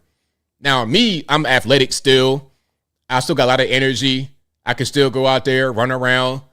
I can still do that a little bit. I can run without tearing my ACL, CDL, BBL, or whatever. Some people younger than me cannot. And if that's you, I want you to get your health under control because you only got one life to live and you don't want to be 25, 30 years old in a scooter not really able to walk. Let's check this out right quick. Are you looking to rent a scooter for your upcoming trip to Disney World or Universal, but you weren't sure where to begin? Hey everyone, we're plus size park hoppers. We range in sizes from 2X to 5X. Make sure you like this video and follow us for our plus size Disney tips and tricks. If you know us, you know by now that we always recommend Gold Mobility when it comes to theme park scooter rentals. They have scooters to fit all of your needs. Whether you're looking for a portable scooter that can fit in your car or a larger scooter with a higher weight capacity, Gold Mobility has what you're looking for. To make your experience even more comfortable, they've added some new premium accessories. We tried out the foldable canopy as demonstrated here by Ashley Vanna White. It's incredibly easy to assemble and provides much needed shade and protection from the Florida sun. Another accessory that we tried out is the insulated basket cooler. This cooler fits perfectly in the basket and can be used to keep your drinks and snacks cold and protected from the heat. We always order cases of water to our room, and being able to keep it in the basket cooler to keep us hydrated throughout the day is the best. It can also be removed from the basket so you can bring it to your table with you. As always, Gold Mobility scooters come included with a standard fan, cup holder, and phone holder. Also, Gold Mobility will deliver the scooter to your resort or vacation rental. Their scooters have an amazing battery life and can withstand even the most jam-packed park day. We have really put their scooters to the test. The next time you're looking to rent a scooter in the Orlando or Anaheim area, look no further than Gold Mobility. All righty, there we go. So, yeah. You know what? Can I just say something right quick? And again, I'm not trying to pick on them specifically, but I just want everybody to be nice and healthy. I'm seeing people that's my age or younger. They're younger than me. They're not 40 years old yet. They're probably like in their 30s, maybe like early 30s or late 20s. So they're young people. What are they going to do when they get to be older? When you get to be 40 years old, if you're 28 years old right now, once you get to be 40, the things you were able to get away with as far as your diet and how you treat yourself, how you treat your body, you cannot do when you get to be 40. You're going to be dead messing around. But I have a suggestion, and I just wanted to be constructive criticism here. Rather than using the scooters to get around, you could just walk because that could help you with your fitness goals, right? If you weigh 400 pounds, why not walk a little bit to get some of that weight up off of your back? Your knees and your hind parts and all of that will thank you. Oh, your knees? Oh my goodness, your knees are going to be screaming once you get to be older with all that weight, all that stress on you. And y'all like compact. You're probably like 5'5" or something like this, 5'4", 5'3". All of that, like in the sphere, it's like it's a bunch of pressure. Yeah, I need you to walk around and get that up off of your back. For sure. Exactly, Chester. Walk. Novel idea. Walk. Okay. That's right, Leslie. In your 50s, man, forget about it. Once you get up there, listen, as I get older, I'm feeling different parts of my body. It's like, what's this? What is this that's hurting? What is this little ting? Where is this muscle at? I don't even know where it's at. So please, please, please exercise and eat right. Take care of your body. You don't want to be 40 years old, you know what I mean, hobbling around. But anyway, let's keep on rocking and rolling here. If you like what you're hearing so far, please give the video a thumbs up. Like the video, share the video, do all that good stuff. How many hours tremendously? Okay, check it out. Look, this is going to be climate activists.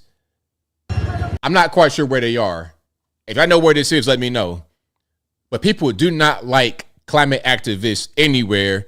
And this, what's it, a gondola? Is that considered a gondola? This person in the vessel is going to confront some of these people because they're blocking like a bridge underpass so the gondola can't get through.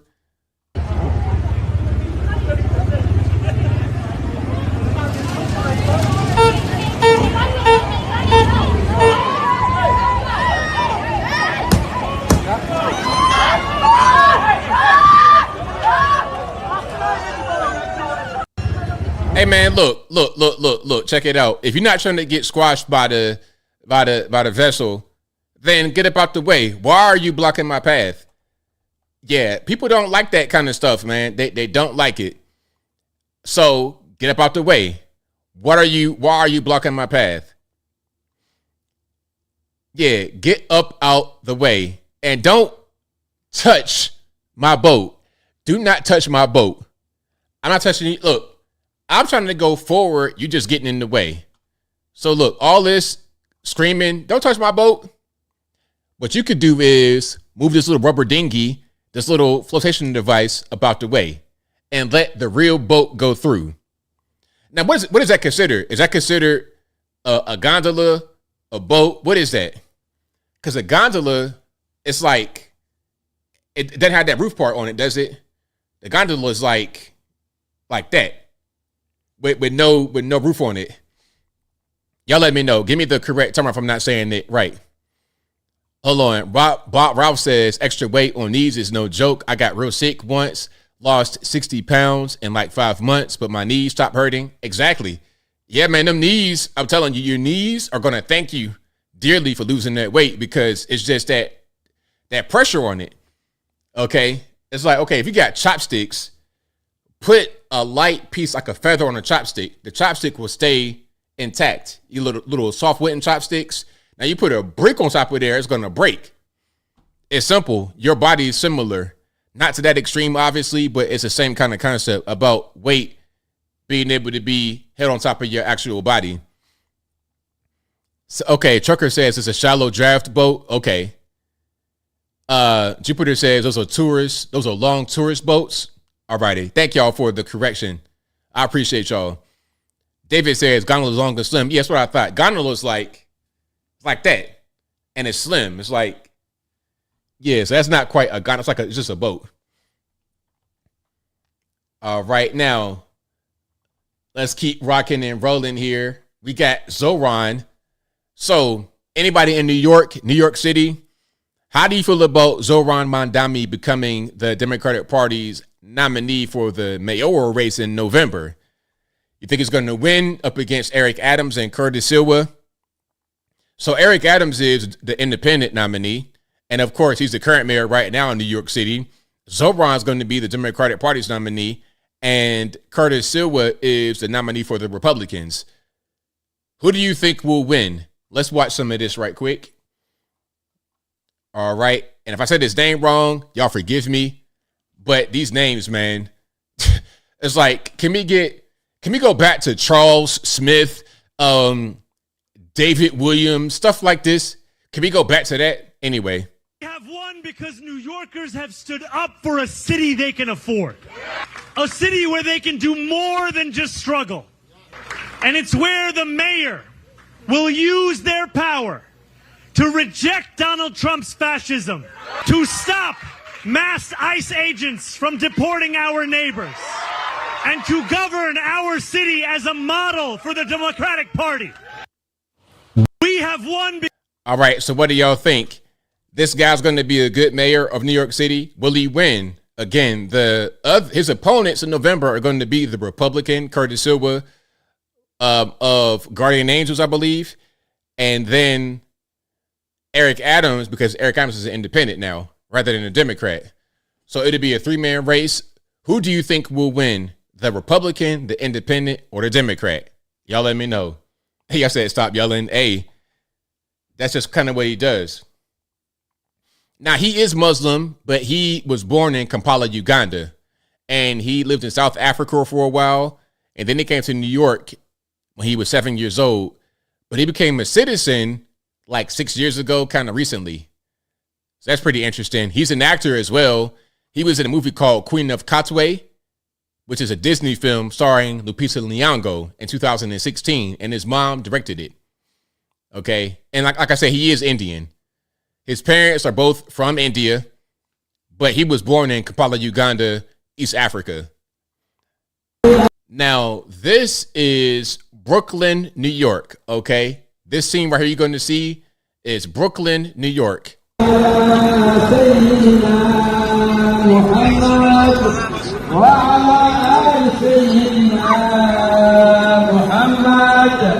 وعلى أصحاب سيدنا محمد وعلى أنصار سيدنا محمد وعلى أزواج سيدنا محمد وعلى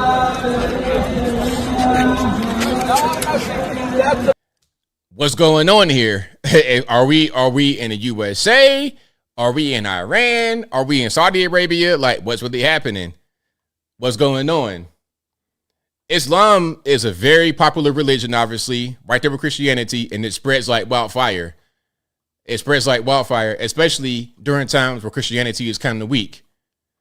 Now, Boomhauer, I almost forgot to play this video of, what's his name? Zotan? Zoolander? I don't know. My man, Mamdani. Yeah, this is him, and they're going to talk about his acting background. And he was a rapper as well. He was a rapper, yes. So what's going on? We got a Truman Show type thing going on. AOC, who was cast to be the House rep. Is it the same thing going on here with the actual mayor of New York City? I don't know, but let's watch some of this. Because I think that New Yorkers, more than they hate a politician they disagree with, they hate a politician they can't trust. On the subject of trust, you've adopted different speaking accents in different scenarios. But they go to their local bodega. Is there one that's real and one that's affected? What I would say is, as any immigrant knows, having been born in Kampala, Uganda, and then raised in South Africa and moving here when I'm 7 years old, is there are different parts of my life. Worldwide tour is a worldwide tour is a worldwide tour. Mamdani was talking about a worldwide press tour back when he was a rapper. Bring the flavor to the fish, bring the flavor to the rice. In a Disney movie directed by his mother. Nepotism and hard work goes a long way. Here in New York City, this is how I speak. Because I think that New Yorkers more... So you saw that right there. That's him. Hold on. This is him back in 2016 doing promo for the movie Queen of Cotsway, which is a Disney movie. Okay? He was in that, and it was Lupita Nyong'o and some others. The movie wasn't really a big blockbuster. It only brought in like $10 million. It was a low budget. What was the budget? It was the budget for that movie was $15 million, and it made 10.4 in the box office. And I got a movie poster right here. There it is. So that was a movie right there. Okay. So boom, there we go. You got an actor out there in New York. What a surprise, huh? What a surprise. Shout out to him. At least his accents were believable. You know what I mean? The Indian accent was believable. Okay. Now I want to hear his black accent though. I want to hear that. The yo, what's up? How they be? Yo, what's up, homies? 1991 slang. Yo, what's up? This is your mayor. I want to hear that accent. That's what I want to hear. But anyway, if you like what you're hearing so far, please give the video a thumbs up. Like the video, share the video, do all that good stuff. That'll help me out tremendously. Now, I got a good story. It's kind of a sad story, but it is a good story. Now, there was an attempt at a church shooting in Michigan, in Wayne, Michigan. Okay. Now, I'm gonna play some of this, but it won't be any shooting, it won't be any violence at all. It'll just be the church crowd kind of being disturbed. Then we're going to hear from the guy who was one of many that stopped this. Get guys with a gun, stop this, okay? Let's check it out.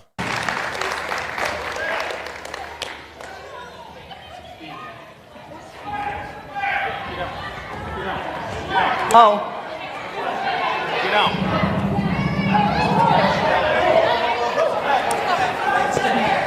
Come on. Everybody to the back. Please, everybody come to the back. Come to the back. Don, they gotta come. They gotta come. Come on. Come on. Go. So you can see how there's panic, there's pandemonium, but nobody in here was hurt as far as I know. Let's go to the man who was part of the crew that saved the day. All right, let's go ahead and just start from the top. RIP in advance to the headphone users. No pun intended. I'm so sorry. That didn't make any sense to me to say that right there, but let's go ahead and watch. Found out that evil came to our door, but God's hand of protection was right over us. So many things happened that can only be God-driven. The parishioner shows up late to engage him with his pickup truck to slow him down. A double pane window stopped 5 rounds that I'm fairly certain where I was standing to look at the wall behind me, to see the impacts, to see that where rounds from his rifle traveled and impacted, God's hand was protecting me. Trombley and other safety team members, all average citizens with no police or military experience, have undergone extensive training in the event they encounter an active shooter. He says Sunday's nightmare underscores a harsh reality. You are your own first responder. Browning. That's right. So shout out to him. Hey, hold on. Good guy with a gun saved the day. Good guys with guns. Guys that would defend their people, their community.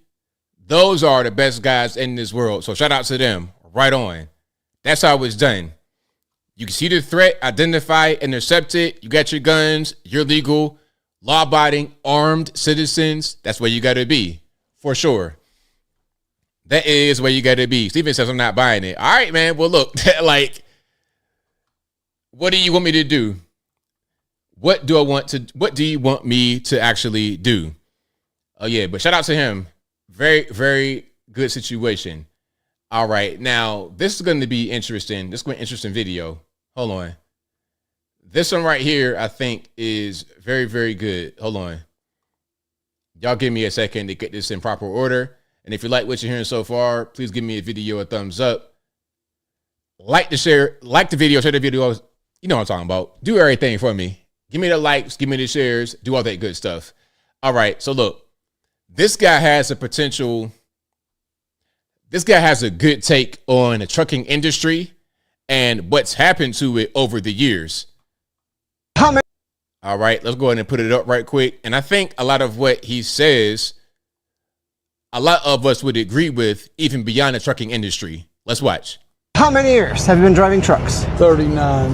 39. Yeah. Retirement on the horizon? No. You're not tired of trucking yet? I've been tired of it. For how long? When Washington took over the industry. They control this industry. Gotcha. And let's pause. Now, what I think he's talking about as far as Washington taking over an industry, this is what I talked about before. They brought in so many illegal aliens and they allowed them to be on the road with no licenses, just doing whatever they want to do.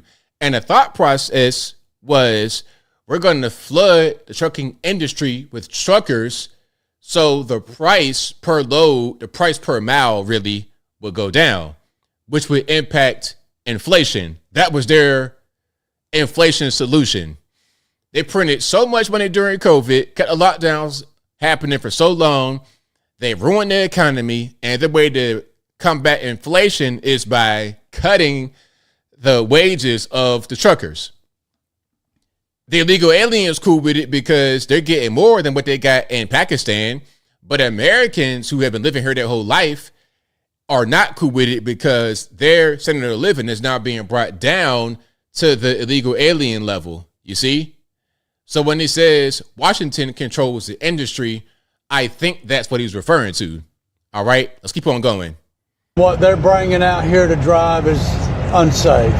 So what would be the main concern right now in the trucking business? It don't matter. They've done got, this is a brand new truck. Mm-hmm. It's got restrictions on it. It only idles for 45 minutes and shuts off. Okay. I live in my truck. I don't have a home. No home? No family? Oh, I got family. Do you get to see them ever? Some, every now and then. What makes you happy outside of trucking? Sitting on the beach. What is I it? go to Pensacola Beach. Pensacola Beach? Yeah. With a drink in your hand? No, I don't drink. Just relax? I go to the VA and the doctor said no more. Mm-hmm. What's in the future for you? Got a plan? I don't make plans because they fall apart. Mm-hmm. If the Lord lets me, I'm going to stay in a truck till I'm 72. Okay. And then I'm going to come off the road. You have a big dreams in your life? No. $1 million question. How much can you make? Well, this has been the worst since 2008 because of trash in Washington. Right. I made good money with Trump. He's back in office again. So he's got 4 years and so do I. A lot of Americans lost their jobs for no reason. You know, and Trump will bring them jobs back. And that's what I'm looking forward to. All right, sounds good. Because this is supposed to be America, not United States of a joke. Are you hopeful and optimistic? I got good feelings because Trump, he's not a politician, he's a businessman. This country is a business, and it's very important that that it be served as a business. Right on. That was very, very well said. Very well said. And the thing about it, people don't understand the way this country is supposed to run. It's a business. Hey, we have business interests. We got employees. We got people here that must be able to work, that must participate in the business to make a living for themselves. And when DC, they do things that ruin the business, they make it run poorly, we all suffer as a result of being citizens here in this beautiful country. It's an issue. So what he said right there, that whole piece was right on point. Again, he's a trucker out there making a living, and he's able to see what's happening with the politics and whatnot. He's right on point. So shout out to him. Yeah, this guy rules. He's awesome. Loved him. Loved him. Yep. 68 years old. Yep, 68, right around that. He said he got 4 more years up to 72. Okay, you could tell he's been going through a lot. And the main thing he was talking about is how the industry has changed so much because of what DC is doing, allowing all the illegal aliens from all over the country who can't drive. You know, I've noticed it on the road as well. I've not seen a lot of, I've seen some dangerous driving. But what I see more of is trucks in the left lane, camping in the left lane. It's like, what are we doing? But then I realized, oh, we got a bunch of these illegal aliens on the road who don't really understand the etiquette of the road. Okay? They don't really get it, which is part of the reason why there's so many accidents with these people. But yeah, shout out to him.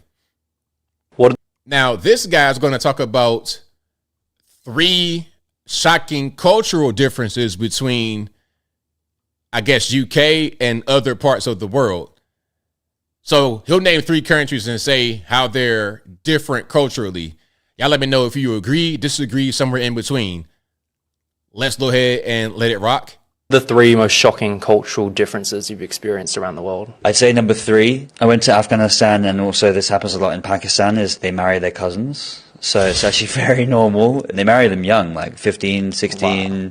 I'd say number 2, I went to America recently, and I just found the tipping culture and the portion sizes was just absolutely crazy. Like, pause right there.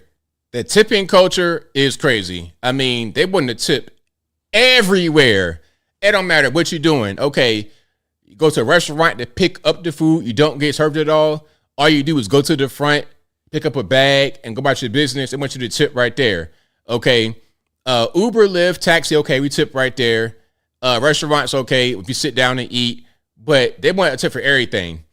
Every little thing they want to tip. So the culture is kind of crazy. And if you're not from here, it can be like, really? What's going on? And the portion size is definitely really big. Like, people are fat in this country because they don't understand how much food they're eating. People will go to Chipotle, eat that for one of their meals, and they're going to have double scoops of everything for one of their meals. Then they're going to have, before that, they have a breakfast, which ain't nothing but sugar and fat and stuff like this, milk, cereal with milk. Okay, they're going to chuck that down. Then they're going to have a Chipotle with a sugary soda. Then they're going to have dinner. And they're going to do that all week. And then they're going to go to a restaurant on the weekends, and they're going to pile up more and more big, crazy portions like this. So the portion sizes are out of control. For me, a Chipotle bowl is enough for my entire day worth of nutrients, calories, everything. I might have a little bit more than that, but not that much more.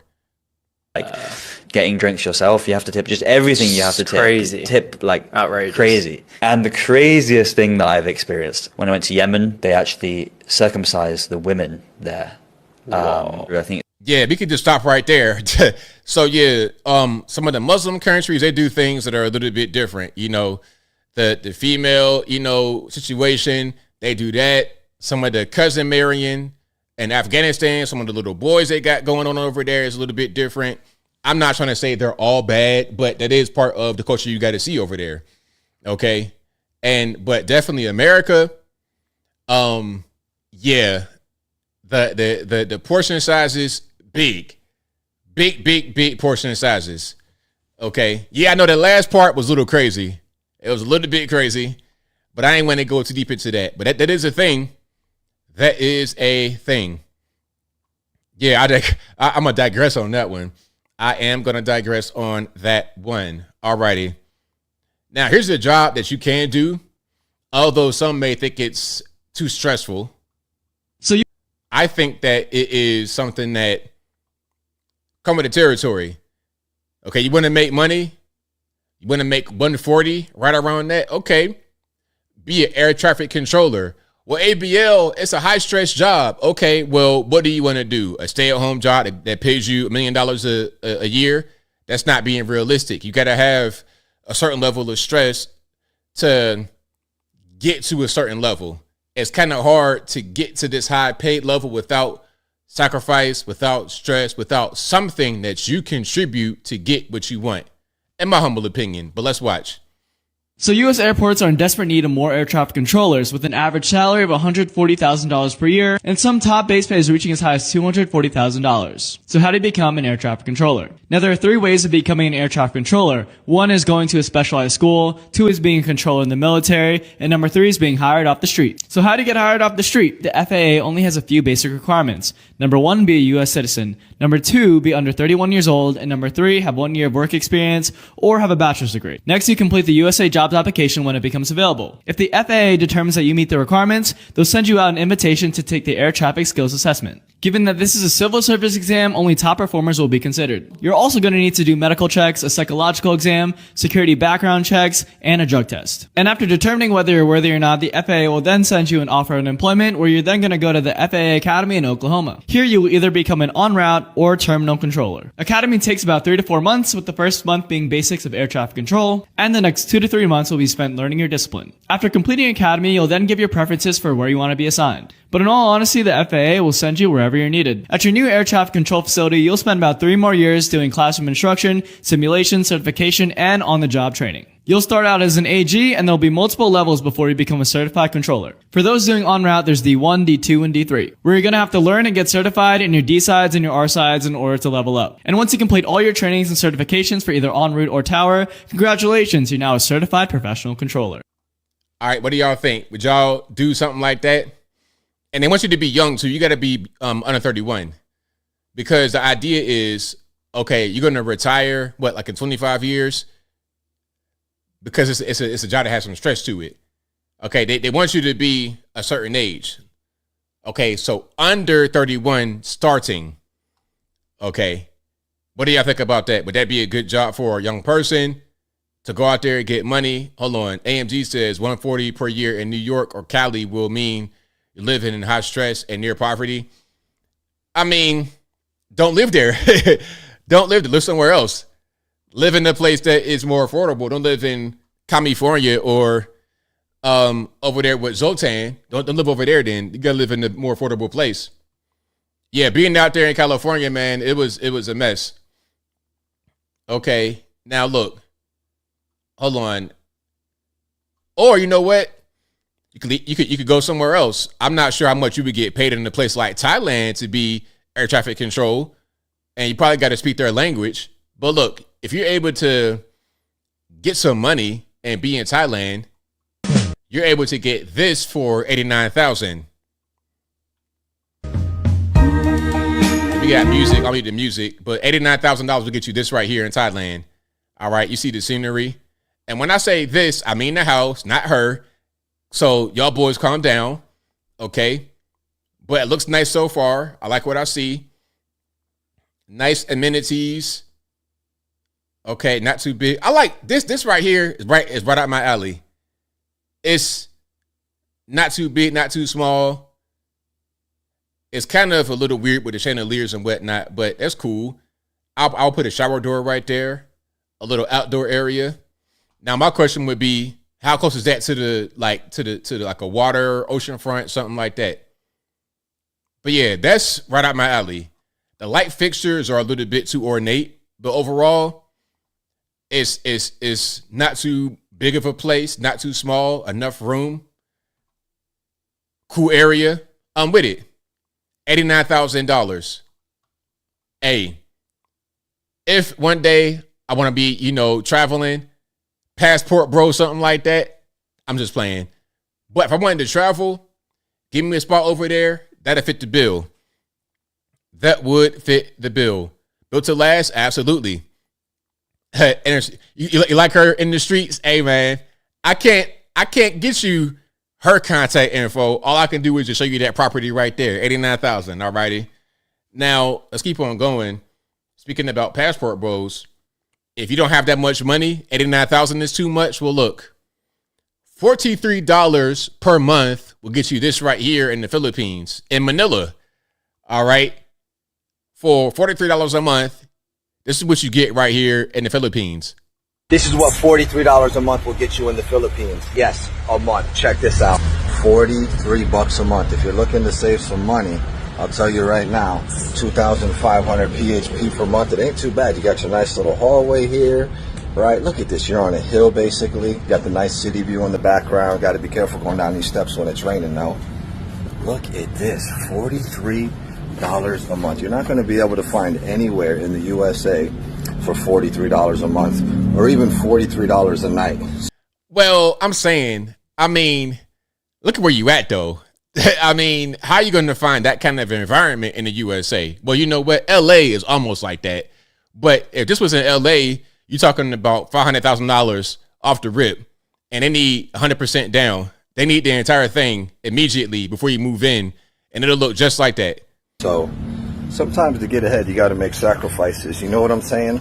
Check this out. Ooh, here's a little spot right here, right there. And as we continue to go down the tunnel, let me know what you think. Would you stay here for 43 bucks a month? 2,500 PHP? Not too bad if you ask me. Yeah, you're definitely in a slum. It is a slum for sure. And it looks like $43 a month. It might be a little bit too much for that, to be totally honest with you. A slum, I'm not staying there at all. But if I was living out there and I had no other option, what am I going to do? It lets you know how fortunate you are in a US of A. And that's why everybody in the world wants to come here, because those kind of conditions are common in other parts of the world, but not very common right here, except for California. Shout out to you guys. Now, here's El Paso, Texas for $549,000. $549,000 right here will get you this nice, beautiful home. 3-car garage. Okay, let's check it out. With $16,500, you can make this $549,000 home yours. Hold on. It's kind of close to the other residences, but that's okay. It's $549,000, so I'm not tripping. $549,000 home yours.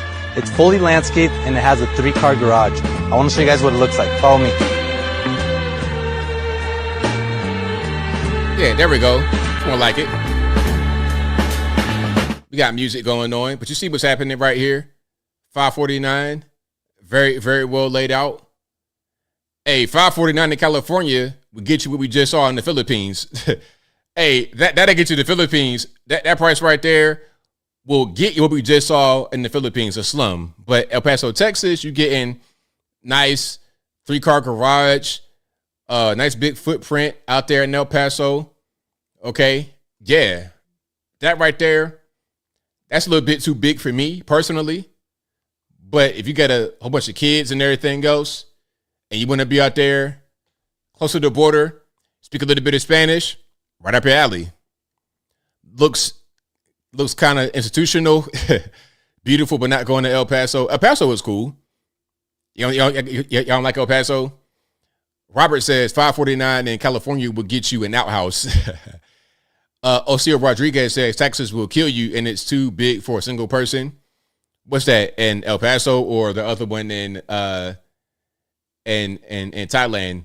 Now I think about Texas, no personal property tax, right? So Texas, your taxes are going to be a lot lower than in a place like, let's say, California. Now, I don't know how much this young man paid for his tiny house, but he's 19 years old with a tiny house. Okay. So let's check it out. And this kind of goes to what I was saying about how these kind of homes are what should be starter homes in the country. If you want a single family home to start, it should be very small. It shouldn't be some kind of 3,000 square foot junior McMansion. It should be something that's like 1,000 square foot at best. The same kind of houses that our grandparents grew up in. We should be kind of going back to that for younger generations. If you're able to get a lot for a certain amount of money, rather than putting up 3,000 square foot McMansions, put up more of the smaller homes, individual single family homes rather than apartments. That'd be what I would do.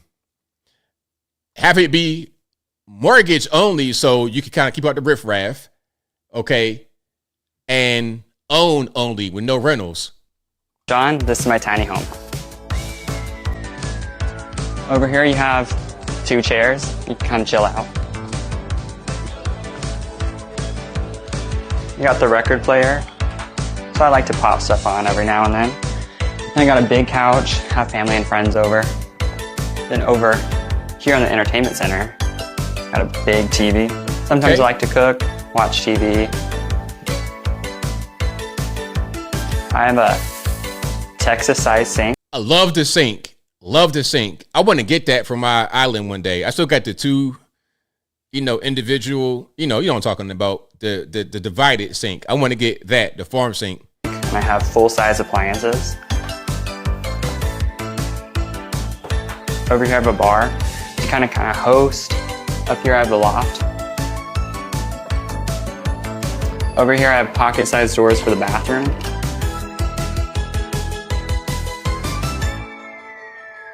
Over here I have double racks, lots of clothes.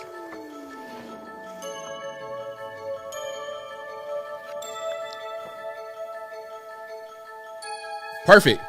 I love it. Thank you guys so much for watching. Hope you like my house. I would live there right now. Bro, he's 19 years old. I didn't get the price though. I didn't get the price, unfortunately, but it can't be that much. I'm thinking no more than 200 for that. It's like a single wide trailer kind of, but it has a couple things that our trailer doesn't have. First of all, our trailer don't have no upstairs normally, from what I'm able to see. So you don't get the loft, plus you don't get the foundation. So it's a little bit different. But that house right there, that'd be a great first house. A great first house. Fantastic. And then once you're ready, sell that to the next young person that want to live in there. And you start your family, your wife, your kids, move to a bigger house. And keep on progressing from there. But get your foot in the game. Jump in the market with a house that's that size. Somebody said 125. Yeah. 100 grand in Texas, probably. You got to have land. Yeah, 70,000. Who knows? But if you're able to get land for a good price and then get a GC to come out there, or if you can build it yourself, which I don't recommend, you do everything yourself. But if you get a GC and they can build it for 100 and you pay 25 for the land, 125 and you good. Yeah, that'd be a great starter home for sure. Absolutely. Now, I got one more. Then I'm going to get to the calls. This is a cabin for 175. Okay. 175. This is Mount Hood. I'm not sure where this is, but if you guys know, let me know in the comments. 175,000 for this cabin in Mount Hood. Check out this little cabin at Mount Hood for $175,000. It's pretty sweet. It's got a nice place for a fire, RV hookups with a 50 amp plug. Now let's go check out the inside real quick. This is like glamping. You have a whole little house here with a nice kitchen. Here's the back side. It's got a mini split. And you're wondering, where do I sleep? Well, you sleep up there in the loft. And now we're going to go back outside, show you the bathroom situation. The water is kept in a storage tank. It's heated, has a shower and sink and an outhouse. So bring your RV, come camp, spend time with the kids. You'll have this little awesome cabin. It's not on the market, but it will be. So hit me up if you're interested. It's cash only, and you can buy it right now. The only thing, there's no There's no water hookup. That's a little tricky with the plumbing situation. But beyond that, I like it. But the only thing, I'm gonna need regular plumbing, not a water tank, and then not an outhouse. In 2025, for camping it makes sense, but not to be like buying a cabin. If I'm gonna buy a cabin, I'm gonna need to have an indoor bathroom that I can go hit number 2 in if I got to. You understand what I'm saying? But yeah, I like it though. Just like that'd be a good Airbnb potentially. Well, not really. I ain't trying to be in no outhouse in the Airbnb. If you could just fix that situation with the plumbing, then we good. But beyond that, I'm straight. Yeah, outhouse, nah, we ain't doing no outhouse. Nah, we ain't doing no outhouse, bro. Not in 2025. If this was 1950 or something, okay, I get it. But not now. It's you know, you could get a single wide trailer with indoor plumbing. So nah, we ain't doing that. But if you like what you're hearing so far, please give the video a thumbs up. Like the video, share the video. All good stuff. Help me out tremendously. We're gonna get to the calls in a minute, but first, let's get to some super chats here. Let me read those. Thank you to Kai's Posthumous, who says, "You're ticking me off. Trump, get the GTFO." I almost said it. GTFO of the effing war. Kai's also says, California mayor is calling for gangs to turf war with DHS. I played that one earlier. Thank you for that. Bob K. MIT says, local funny news. It got so hot that the Great Bridge would not open. Fire department had to come cool it down. Thank you to San Diego Varsity Sports, who says downtown San Diego glass lamp is cool near the water, good restaurants, a lot of blinds, La Jolla, Del Mar, Carlsbad, overall safe place, some hoods. Well, thank you for that. I was looking at some places out there in San Diego. I'm gonna check it out for sure. I will check it out and see what's going on. Now, give me the best beach. Give me, matter of fact, I'm gonna do a search. But give me the top 3 beaches in San Diego. Cause that's what I want to do. Whenever I go to a beach place, I'm gonna go to their beach automatically. Okay, and I was in Tampa, Miami, LA, wherever I'm at. Hey, let's go down to the beach and experience that. And I don't want to see no dope fiends on the ground in the tent or nothing at all. I want a dope fiend free experience at my beach. Thank you to Royal Squishy for becoming a member. Thank you to JV says I'm unemployed, so this means a lot. Well, thank you for that, JV. I appreciate you. I know it's hard right now for you, but thank you for supporting me anyway. Thank you to Kai's Posthumous, who says Marjorie Taylor Greene was on War Room and also voiced disappointment. Yeah, people. It's not a thing where it's like all conservatives like to strike on Iran. Some do and some don't, and it's okay. Okay, Newport Beach, ain't that LA? Hold on. Ain't that LA? Or am I tripping? Or I guess that is San Diego. Okay. No, that's LA. I'm talking about San Diego. All right, where we at? Shout out to It's Lanita, who says Candace has made a notable shift. She's usually more fact-based in her opinion. She's super emotional, especially when it comes to Israel after leaving the Daily Wire. It almost seems personal. Well, hey, it could be. There could be more going on behind the scenes that we don't know about. Who knows? Who knows? I can't really call it. Thank you to Boomhauer, who says, what about Iran is coming here for the 2026 Olympics? Is that a problem? How many sleeper cells are set in place after the border was left wide open? Good questions, Boomhauer. I'm not sure that it's going to affect them coming here for the LA Olympics in 26, but I'm sure there's sleeper cells. I'm sure there are, because the border was wide open. They arrested 11 people. Those they were able to capture. Those they were able to find. I'm willing to bet there's more that they're not able to find. Thank you to Black Suburban Dad Reviews, who says, I've been very turned off by Candace and her position on Trump. I'm going to trust the guy I voted for because he isn't Bush, Obama, or Biden. All the fake supporters should know this. Thank you to Eddie B, who says, hey, my not Caribbean cousin, Ice Baby, come and get them all. Sincerely yours, signed U.S. Law and Criminal Enforcement. Right on, Eddie. Eddie also says, ABL, I don't know about you, but would someone please ask her to give up her home, bank accounts, and personal property first and be sent back? Hey, there we go. Thank you to Blessed who says, ABL, if you lived on Schmuckers Street from that last video with the natives, would you move? Bet it would have been hard for paperwork. Well, no, I probably would stay where I'm at because they had a regular Musqueam Road or something. They had a regular English version, but if I saw that, I wouldn't tell nobody I live right there on that. I'm going to just say it the regular way. I would never say the other one at all. So it's kind of pointless to even do that. Thank you to ADB who says, ABL, are you saying my accent wasn't good? Jill B.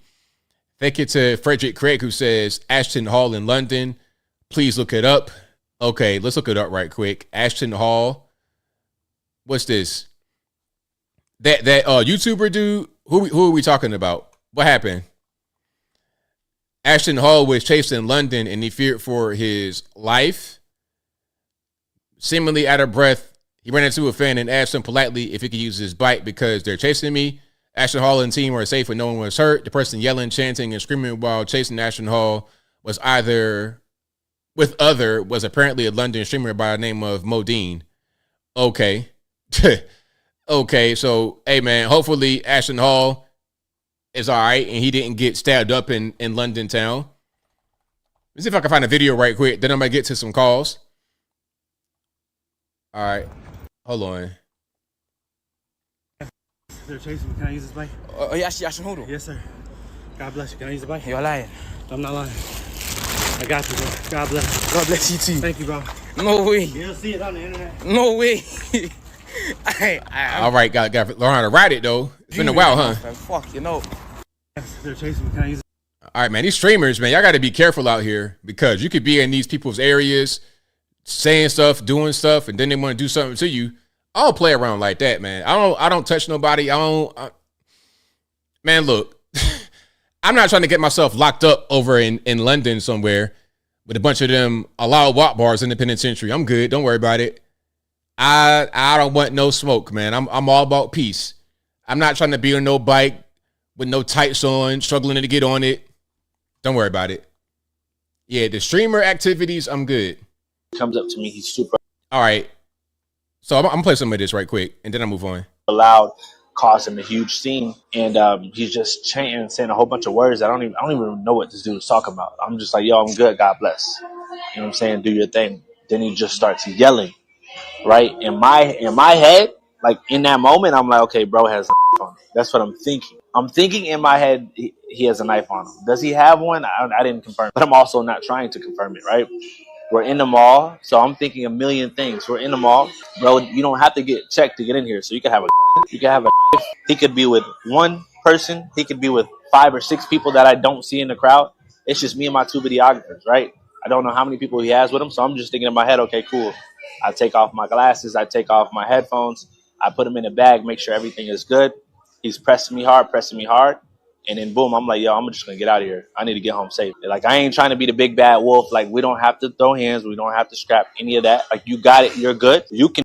All right. That's enough of that. All right, babe. Hey, bro.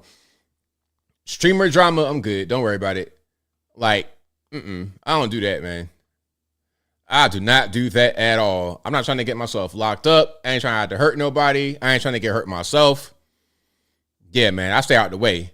But if you like what you're hearing so far, please give the video a thumbs up. Like the video, share the video, do all that good stuff. That'll help me out tremendously. All right, let's get to some calls here. The number to call is 706-406. There it is. Perfect timing. 706-406-3287. Again, 706-406-3287. Let's go ahead and get to it. And I'm going to go ahead and turn that on. There we go. Let's go ahead and get rocking and rolling.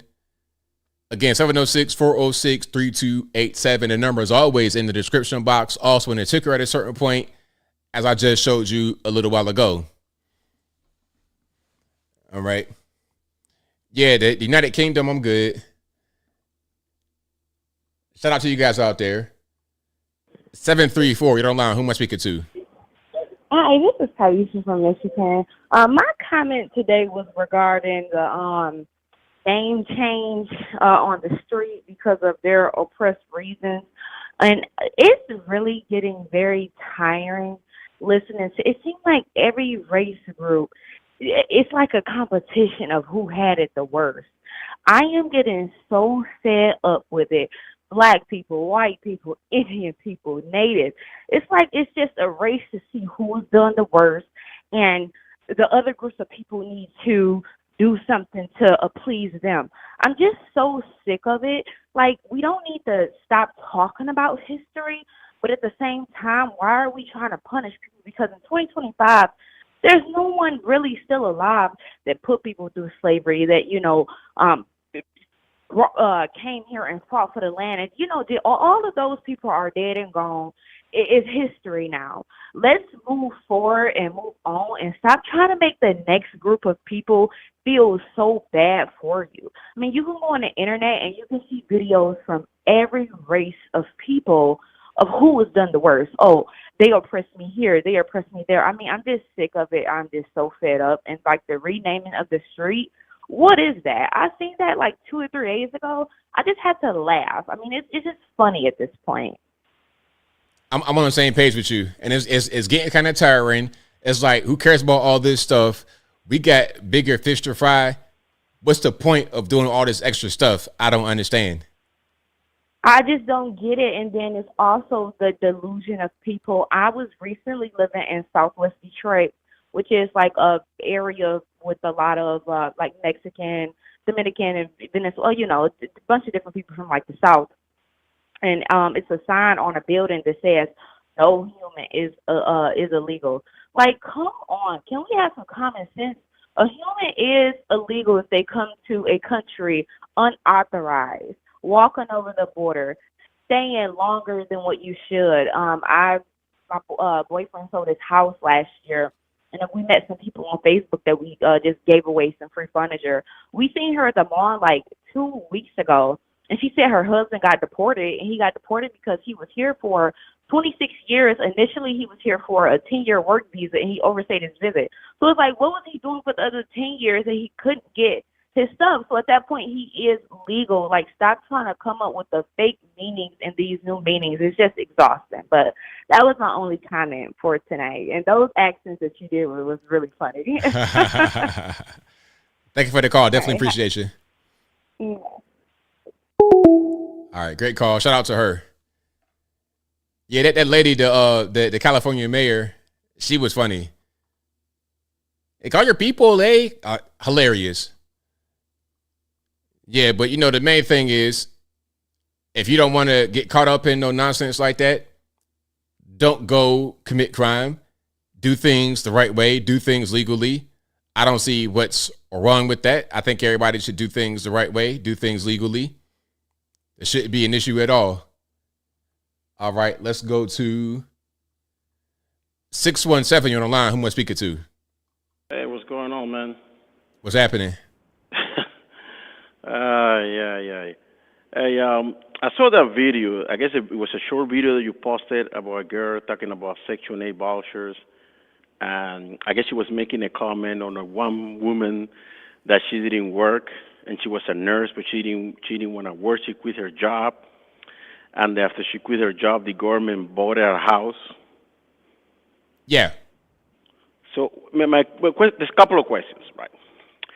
You take a random video, you promote it. You don't know about the facts of that video, if this is true or not. And then what you're doing, you're feeding your audience with misinformation. It is because of YouTube give you large numbers, or you really believe in that stuff that they're saying? Okay, so how was it wrong? What did I say that was wrong? Well, you didn't say it, but you promoted it. But what was wrong? Well, I mean, that's just not true. The government is not buying people's houses, ABL. How you know that? How you know that?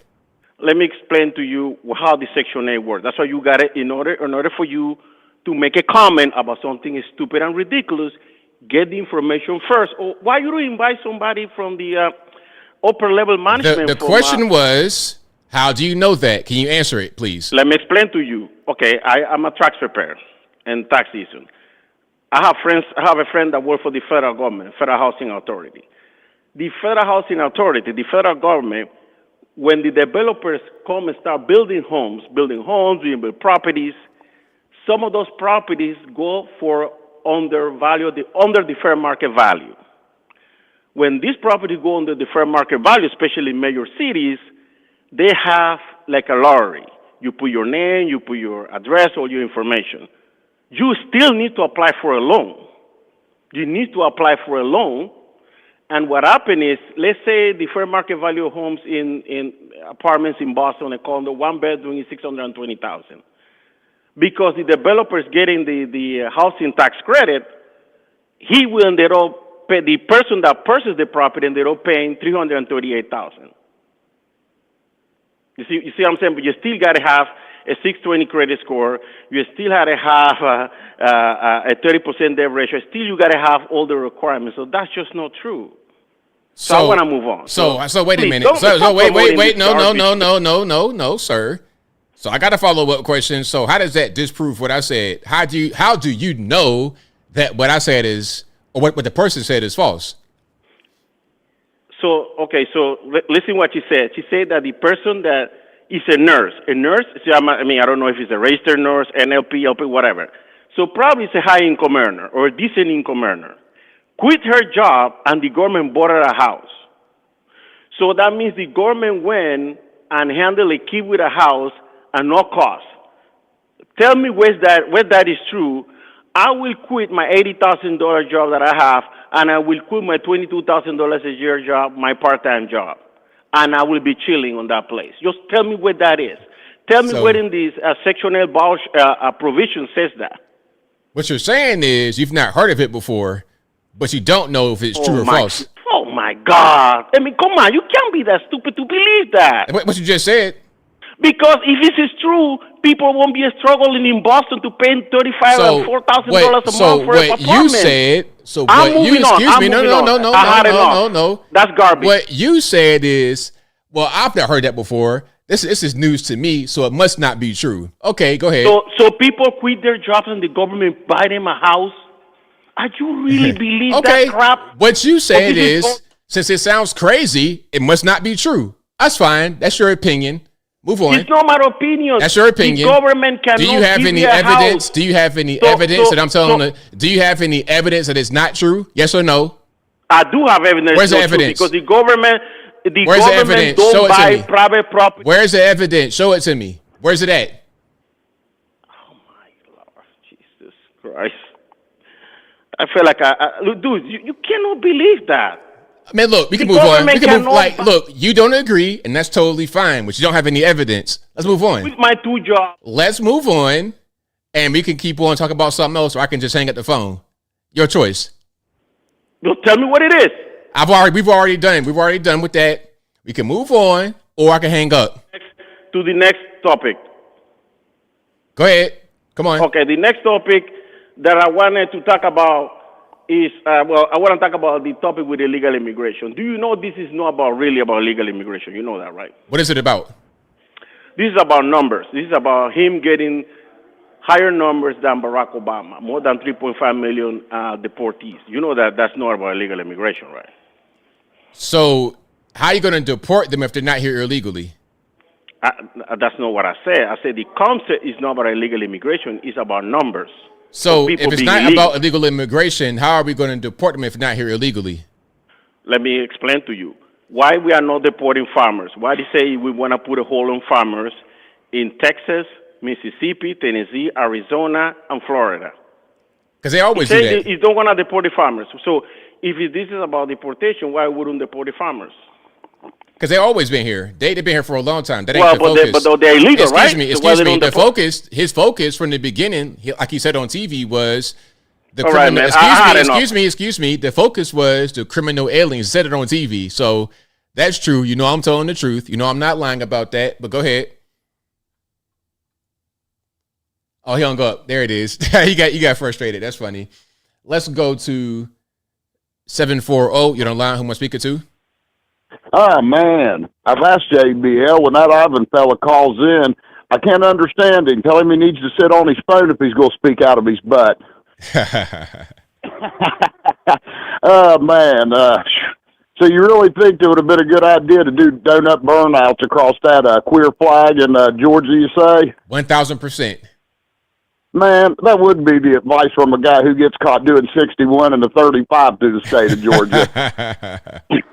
You don't want to be doing that kind of thing, everybody. Listen, take your old woman down there on that camera and make out with her on that. I'd really get to him. Well, yeah, then they're going to say it's a man dressed as a woman. No, they wouldn't. Not the women I'd take down there. Anyway, man, all this Iran, Israel, and homeless stuff, man, there's more important things to talk about. You got any marriage prospects yet, ABL? I'm good. I'm just doing my thing. No. Come on. We talked about this a couple weeks ago. You can't be scared of it. You was talking about wanting kids. Listen, that first gal that called in sounded like she has some potential. I think what we need to do is we need to have nobody else call in about, like Israel opinions and stuff like that. Listen, ladies, this guy is single and he needs a wife. So if you call in tonight, make sure you're a gal and, give us your measurements, what you can cook, the vacuum cleaners you have experience with. Yeah, if you're already on lithium, definitely bonus points. And at the end of the show, he can put up a vote and we can vote which gal he gets to take out. Well, there it go. We're going to see, may the best woman win that one. That's it. So, anyways, guys, quit calling in. We already know, everybody's opinion on the Israel stuff. And let's get some gals calling in and let's have a vote at the end of the show. All right, man? There we go. All right. We'll talk to you later. All right, now. Thank you for the call. Appreciate it. Bye. All right. Shout out to the caller. Great caller. Yeah, fantastic. But yeah, we're not doing the competition tonight. I don't really, I'm good.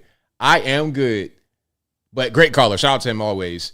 And the number to call is 706-406-3287. Again, 706-406-3287. 859, you're online. Who am I speaking to? Yo, ABL, how's it going? Right. You're libertarian friend here, man. I'm just too busy just chilling out playing Warzone. Girl, and just having some cannabis drinks and just doing the 420 as usual. And I wanted to call in, man. It was like, hey, man, come on, how do you be against my stick? But in all seriousness, my friend, the situation between Israel and Palestine, and I agree with Candace Owens. I was part of that anti-Bush, anti-war, leftist back in the early 2000s. I would rather go to jail than to go to another country to fight for another country's BS. I don't know why our country's involved with this stuff, and that's why I'm kind of going against Donald Trump on that. Like, don't get me wrong, there's some things about Trump. There's some good aspects about him. We had a fantastic economy back when he was first running for office, and he really helped the economy out. I give him kudos on that. And then after the Pulse night shooting, he defended my community. Much love to him to that. But like this whole war thing, man, it kind of throws me through a loop if you don't blame me, I understand. Yeah, and like if that's the thing. Is my question is, I want to ask you for your opinion, man. You're very anti-war. And if you were stuck in the situation, if you had kids, right? And I know the other caller was talking about you might be trying to look for somebody, and this is for a future you. Would you ever ask that question if you had a son or daughter who said, listen, I'd rather go to jail compared to go to fight for another country's problems? What would your opinion would be out of curiosity? Well, look, what I would say is if you sign up for the military, then you sign up for the military. You can't sign up and say, well, I don't want to do this and I don't want to do that. Now, you signed up for it, so whatever happens, happens. And if you're not prepared for that type of responsibility, then don't sign up. Well, I'm talking about more like a draft, Well, a draft is different, and I would be against the draft. So that's a whole different situation. See, Candace didn't make that distinction. What she said was just go AWOL, but we don't have a draft right now. So if you go AWOL, that means you signed up for the military and you decided not to fight. But that's not how it's supposed to work. You're supposed to actually fight if you sign up. Yeah, I misinterpreted that video. My bad. I thought she was talking about like if there's a draft happen. Nah, she was saying right now, but ain't no draft right now. Well, yeah, you shouldn't go AWOL if your job is that. if your job is specifically that, you know what you signed for. You're supposed to be bipartisan. You're supposed to be there to do a job. But I'm talking about if it was like a draft. Well, I'll be against the draft in general. So that's my answer to that. I would be against the draft totally. So that the question wouldn't be would I want to go to war. The question would be would I want to get drafted, and the answer is no. I would be somebody that would resist them trying to bring back the draft. But that's not what the context of her statement was. Okay. I was just wondering. I thought it was like if there was a draft, like hypothetically. No. All right. But I mean, like, if it was in your shoes, like if you had a son or daughter who may or may not, depends on circumstances, how you would respond as a father, just out of curiosity. Like I said, if you sign up, then you got to go because you sign up knowing that there could be a war. You can't pick and choose what you want to do once you sign up. You put your name on a dotted line. You got the money. You be getting the benefits. Okay, now it's time to go do what you signed up for. But a draft in general, I would be against the draft, period, regardless of whether it was war with this country, that country, or even if it was peacetime, I'd be against the draft, period. That's completely understandable. I probably completely misinterpret what she said. So, hey, thank you very much, ABL, for taking my phone call. And, definitely love your content. I do and don't agree with some of your subjects. Unlike Ivan, who likes to call you stupid, which I, again, don't like people insulting you. That's kind of rude. And, yeah, Ivan, if you're hearing me, you're a coward. You're a straight-up coward. I could be civil and talk to ABL and agree or disagree on some things and not call and insult him. I'll talk to you guys later. See you later, ABL. Luciferian Libertarian out. Thanks for the call, man. Definitely appreciate it. All right, shout out to the caller and shout out to you guys as well. You guys are the best audience anywhere on these interwebs. If you like what you're hearing so far, please give the video a thumbs up. Like the video, share the video, do all that good stuff. That helps me tremendously. Yeah, if you sign up for the military, you signed up.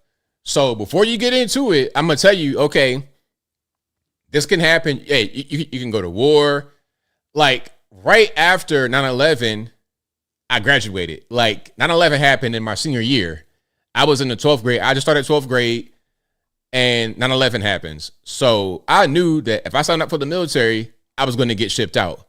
I knew that off the rip. So I was like, nah, I ain't trying to do that. I'm not trying to go to Afghanistan and get PTSD or get myself injured or be deceased. So, I focus on my academics and I focus on just trying to start my own business. And that's what I did.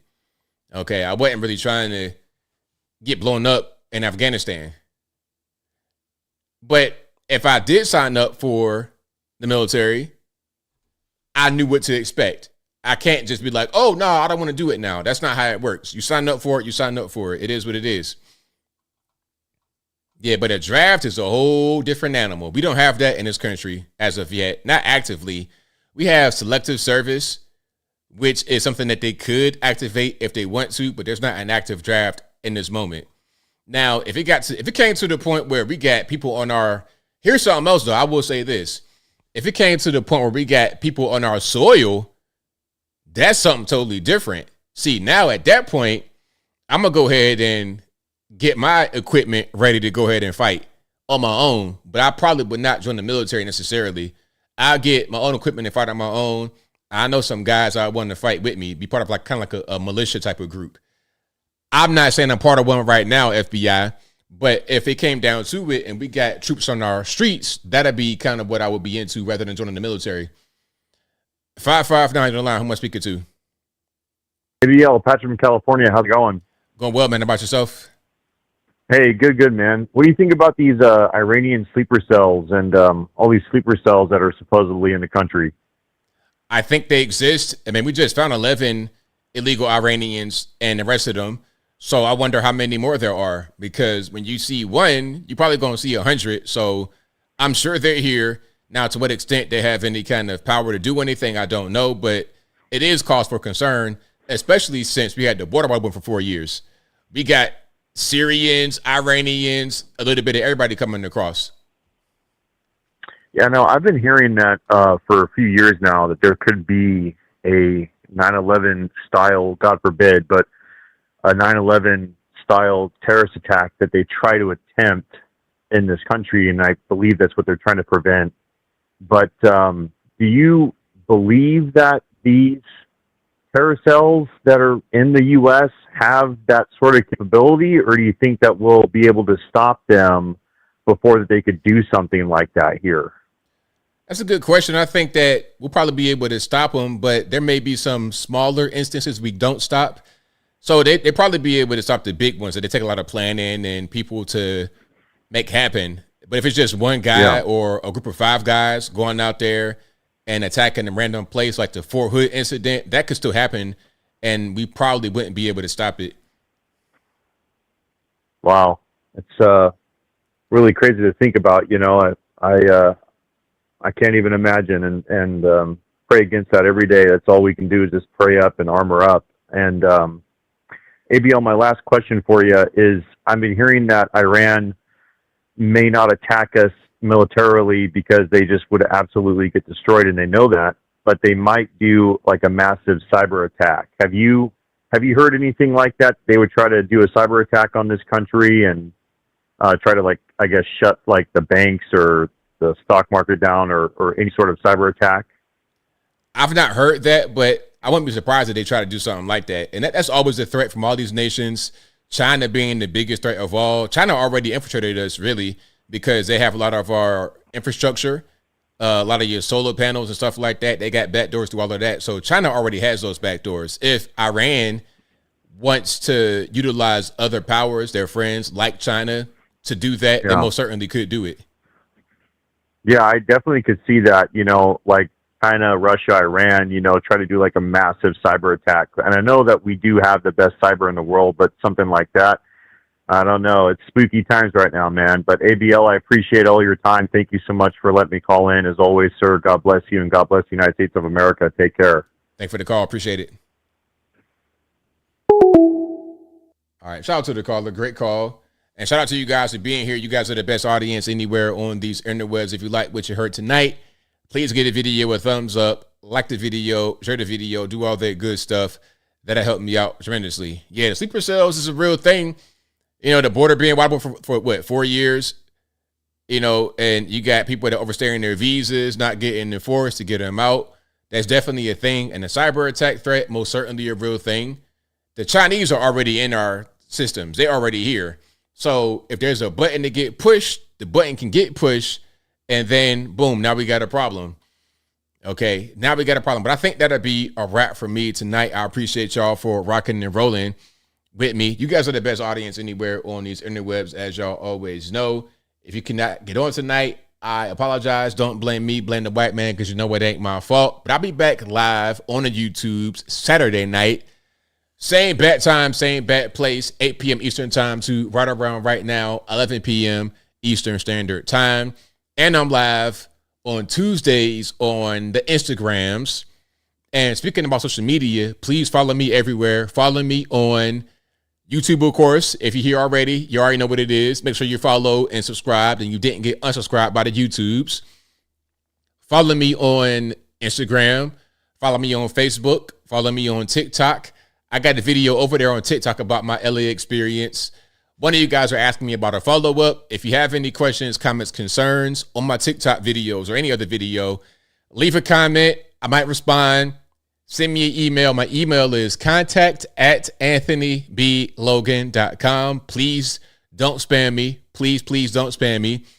I tried to read most of you guys' emails, although I may not respond.